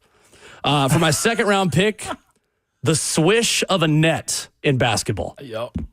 There is nothing like the swish of a net on a perfect jump shot, on a Chaz Lanier Dalton Connect 3. I agree. Doesn't touch rim, just nothing but net. Yeah. That's good. And I don't know how they're enhancing it on TV, but I love the sound of it too. So good. Yeah. My third pick, we talked about iconic moments in recent Nashville sports history. And we talked about the 2017 Stanley Cup run for the Nashville Predators. There's one thing that in that Game 6, the Western Conference Final, that the Anaheim Ducks heard a lot of, a goal horn. Yeah. A hockey goal horn. Just nothing but just knowing in the whole arena. Yeah. A goal horn is an elite sound in sports. Yeah. I like that one. Had that one on my list. Yep. Because like hockey is so long of a match and it's hard to score in. Like hearing that noise gets you going. I'm with you there. I used to, when I was growing up and used to be able to do this, I would have church downtown on Wednesday nights when I was in like the youth group and everything. And we were right next to Bridgestone. You could hear the goal horn from outside Bridgestone, literally 1 block away downtown. Fantastic. Yeah, fantastic sound in sports. All right, Ramon, your third round pick. I got one that's basically why we're here. Okay. It is the starting whistle of any match, any game, kickoff. The starting whistle. The starting whistle. Specifically when you see the white hat on the field and he's got his hand up in the air and he blows it, drops his hand, and then kickoff happen. That sequence right there, nothing better because it's go time. I feel like fans sit down or stand up like the start of the whistle for a game. Okay. Was not on my list. Didn't expect it. You always make me think with these. You go off the beaten path. See? But they're not always bad. They're not always good either. But you do make me think with these. That's a solid one. See? That's a solid one. Yeah. All right, Justin, you get 2 in a row. I'm surprised nobody's gone with this one yet. NASCAR or Formula One as the cars drive right on by you. Yeah, that's a good one. What an amazing You've imitated that pretty well. Every time we talk NASCAR now, we should just have a recording of Justin. And in your buck, it sounds like... Because you didn't bring earplugs. People probably just turned off our show because I did not have apologize. Buck, the story is Buck didn't wear earplugs or headphones at a NASCAR race and he complained about it being too loud. Oh, what a time. I love it. I love it. All right, Justin, your final pick. All right, let's go local and let's get everybody in the feels and something that we hope the Titans do more of this year.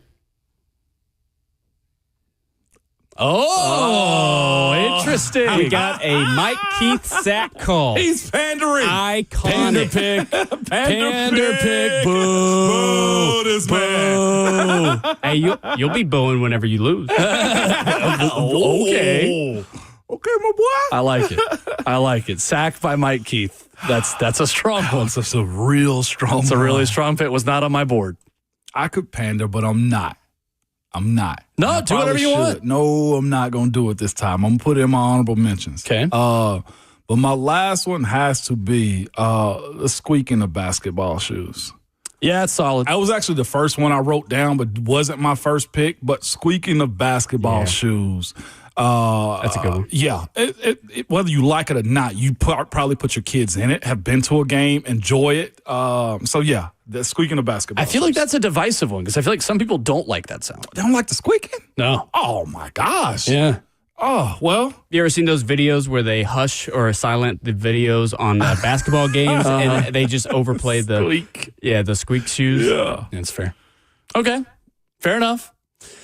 For my final pick, I'm just going to go simple. As a sports fan, going to games now above the age of 21, it's a vendor yelling, "Cold beer! Cold beer! Get your cold beer! Cold beer! Cold beer!" A vendor yelling cold beer. Electric. Electric. That's my final pick. It's best at a baseball game. Yes, it is. Yes, it is. Yes, yeah, we've done that before too, Justin. In the past, we've done a draft of best places to drink a beer, and baseball game is a first round choice in that department. That is a solid one. It almost made my list, but I chose to pass on that one. All right, vendor yelling cold beer, the last pick of the draft. So our full teams again. We will put this out on Twitter at Ramon and Will, where you will be able to vote on your favorite. We have got Ramon's team of Let's Get Ready to Rumble from Michael Buffer, a drive off the tee in golf, the opening whistle of a game, and squeaking of basketball shoes. Justin has got Jim Nantz on the call of the return to glory in the 2019 Masters when Tiger Woods won the Masters. Pads popping in football. Race cars driving by is what I'm putting it. And then sack by Mike Keith. I'm not even going to try to imitate it because I can't do it like him. Yeah, thank you. And then my team is the crack of a wooden bat, a swish in basketball, a hockey goal horn, and a vendor yelling, "Cold beer! Get your cold beer!" That's pretty solid. There were no bad picks in this. No, it wasn't. No bad picks in this. Let us know where we missed. 615-737-1045. Our honorable mentions we know as the undrafted picks. What is the best sound in sports? What did we miss? 615-737-1045. I feel we did well, gentlemen. Somebody say you got a second career as a beer vendor. I really do feel like I did pretty well at that. That was pretty good. I think all the selections are solid. I do. You with the cold beer vendor, me with the NASCAR.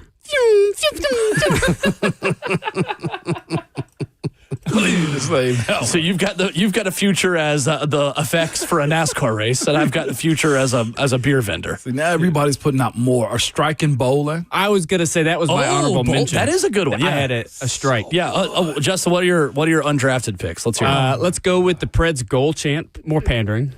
Fair. We're gonna go with a tennis racket on a ball, hitting a ball like a serve. Yep. Horses running in the Derby. The sound of their, what are their hoofs? Yeah, hoofs hitting the ground. I like it. We've got a lot of callers calling in. We'll get to you guys in a minute. That's good. We will, if you're on hold with us, we'll get to you rapid fire here in a minute after we give our undrafted picks. The hooves of another one is the ice skates on the ice. I thought about that one too. That one don't get me. Really? That one don't get me this quick.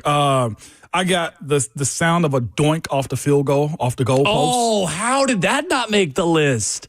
A doink. That's doink. terrific. A doink. Oh, wow. Big doinks, man. Okay. Like, and the other one, I'm gonna be honest, this is a little guilty pleasure right here. Okay. The crazy female screaming at games. That knows ball. No, stop. That knows ball. Get in. Love it. Absolutely love it. If you are a yeller at games of the female, or listen, love it. Of the female gender, love it. Keep it. Embarrass the kids, your husband. No. Especially if you know ball. Oh. Heck yeah. Hey, ladies, that is crazy. Stand up. That is crazy. Stand up and shout. That's what I'm telling y'all at these games. Heck yeah. Oh, my gosh. Even the loud mom at the baseball. Moms go harder than men do at these games, just so you know. It's criminal when guys do it. I love it when the ladies do it. All right, we just put this out. Who had the best picks at Ramon and Will, where you can vote. We've got the graphic out of Ramon's team, my team, and Justin's teams. My honorable mentions, cleats against pavement. I love cleats against pavement. Click, clack. Click, as clack. you walk out from the tunnel, walking onto the field. Click, clack. That's a solid one. Steven on YouTube says a women's tennis grunt. Leave. You need to leave. Steve, you need to leave. I'm not going to now. imitate it because it's going to get saved and used against me. You should do it. Scoop on YouTube says the sound of a football being punted or kicked, the thud. That's a good one. A jet flyover at the end of a national anthem. Terrific. A strike in bowling is amazing. It's a strike and bowling sound. That is amazing. Whitney Houston's national anthem. Oh, solid. Solid. YouTube. How did everybody pick this? The SEC on CBS theme. Come on. The SEC or the March Madness That theme in was general. fantastic. Or round ball rock. Nobody went the dun dun dun dun dun dun dun basketball. We should all be fired now. You know why? You know why? Nobody mentions Stuart Scott. Boom, shakalaka. Solid. Come on, man. So many good ones. 615-737-1045. We let you make your picks. We'll go rapid fire on the phones. Best sounds in sports. Your submissions next. We got so many lit up like a Christmas tree. Maybe we should do one tomorrow, too. We should. I'm running back 2.0. Why can't we do 2.0?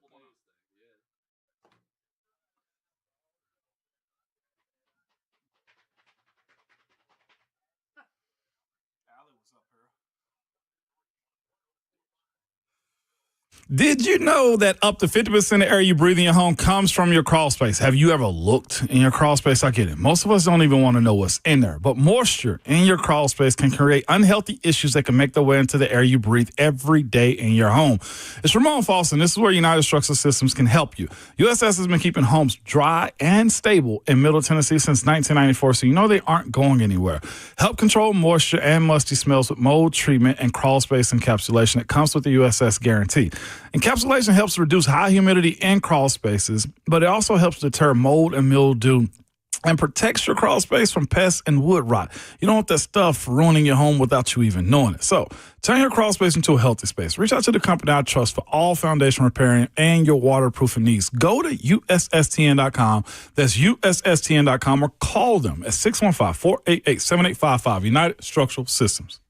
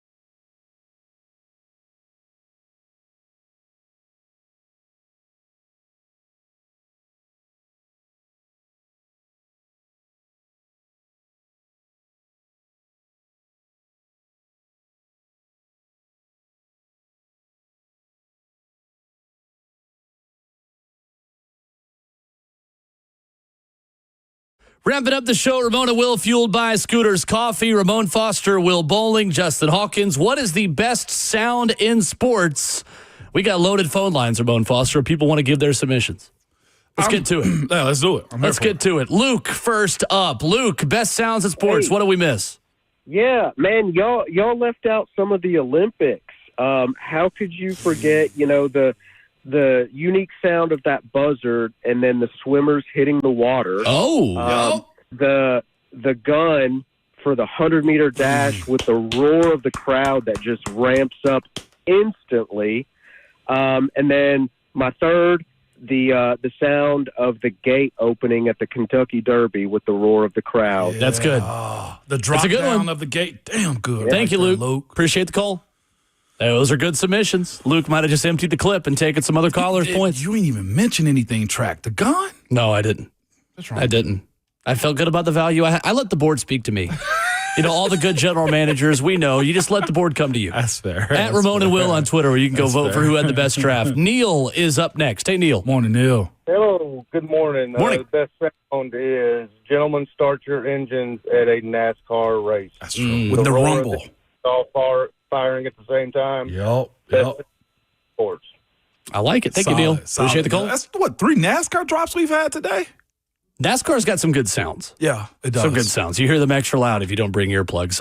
Jeff is up next. Hey, Jeff. What's going on, guys? Morning, Jeff. Morning. Hey, I feel like y'all forgot the most important one. Not necessarily a positive, but if you're the home team, the away team comes out, what does the home team usually do? Boo. Boo. Boo. That's Boo. good. I thought That's about not it. bad. That's a sound you'll hear in every sport. The booing, 100%. Thank you, Jeff. I'm glad Nashville SC met Messi with that a few years back. Heck yeah, we did. Heck yeah, and we'll do it again, too. We'll do it again. Booing. Daniel, next up. Best sounds in sports. Go ahead, Daniel. Hey, what's going on, guys? First off, love the show. Thank you. Long-time listener. Dude, the shrink off of that opening tee box in the PGA, that's a pretty good one. As well as it ain't really necessarily at the sporting event, but I really like that top 10, that dun-dun-dun. Oh, that's a good one. That's a really good one. Didn't even come to Or mind. the Berman. Yeah, whoop. Chris Berman. Whoop. I love Thank you, that. Daniel. Thanks, Those are all Daniel. great submissions. That's the Pac-Man Jones. Wop, wop, wop, wop, wop, wop, wop, wop. Pac-Man. Whoop. Whoop. It's fantastic. Thank you, Daniel. Thanks, Appreciate the Daniel. call. Andrew, next up. Best sounds in sports. Go ahead, Andrew. What up, Andrew? Hey, what up, Will? What up, Ramon? Hey, y'all got some of the best theme songs out there, but y'all missed the best one. Okay. The Augusta National theme song. Oh, how did we miss that one, too? There's so many good ones. Man, that's a good one, Andrew. Thank you. Yes. Appreciate the call. That's solid. Dun, dun, dun, dun, dun. What a time. I like It it. was a good one this year, too. Mike, next up. Hey, Mike. What up, Mike? What's up, guys? Good morning. Morning. I'm thinking, I hope y'all didn't say this already. The theme song for Monday Night Football. Dun, dun, dun, dun. Oh, yeah, somebody on our YouTube chat said that. That's a great one. I didn't see it. That that was one of my main reasons, Mike, for wanting to play in the NFL on Monday night, because I knew. Oh, man. Anytime you hear it. Anytime you hear it, it turns your head. I got chills, Mike, thinking about that. That's Thank twice you, in Mike. this. Thanks, Mike. Appreciate the call. You know, Ron Slay would say the song Chris Stapleton in the air tonight, Oh, my God. because he loves Chris Stapleton, loves the new Monday night song. He loves his a little bit more. Uh-huh. Yes. Phil Collins is definitely a sports sound. Yeah, absolutely. We had another one, too. Somebody said the ESPN draft chime. Yes. Dun, dun, dun, dun, dun, Yeah. dun, dun, dun. Yeah, that. Yeah. That's a pretty good sound in sports. By the way, I want to make them my morning roast, though, too. Do you? If NBA fans, if y'all going to boo the commissioner, boo him. Boo him. Okay? Boo Everyone him. else is. Try to keep Exactly. up. Don't have 5 people trying to boo him. No. Boom. Roast it. The NBA commissioner, Adam Silver, should come out in an NFL hat. That way, just like all the players picked, he's wearing a different hat than who he's actually going to work for by the end of the night. You best believe it. Taylor said, did nobody say hello, friends?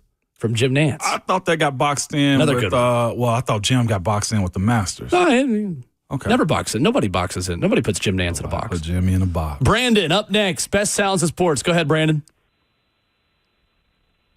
This is Randall. Randall. Oh, sorry. My apologies. Yes. Randall. Hey, guys, I like everything that y'all said, but the main one is, what about the playing of the Star Spangled Banner? That's true, too.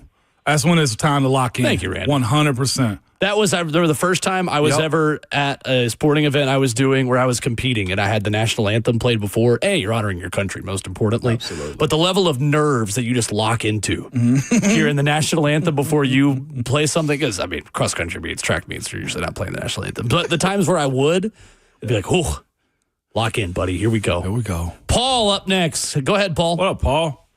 All right, I got the best one of all time, baby. Y'all ready? Do it. When the Pride of the Southland Band plays good old Rocky Top, go ball.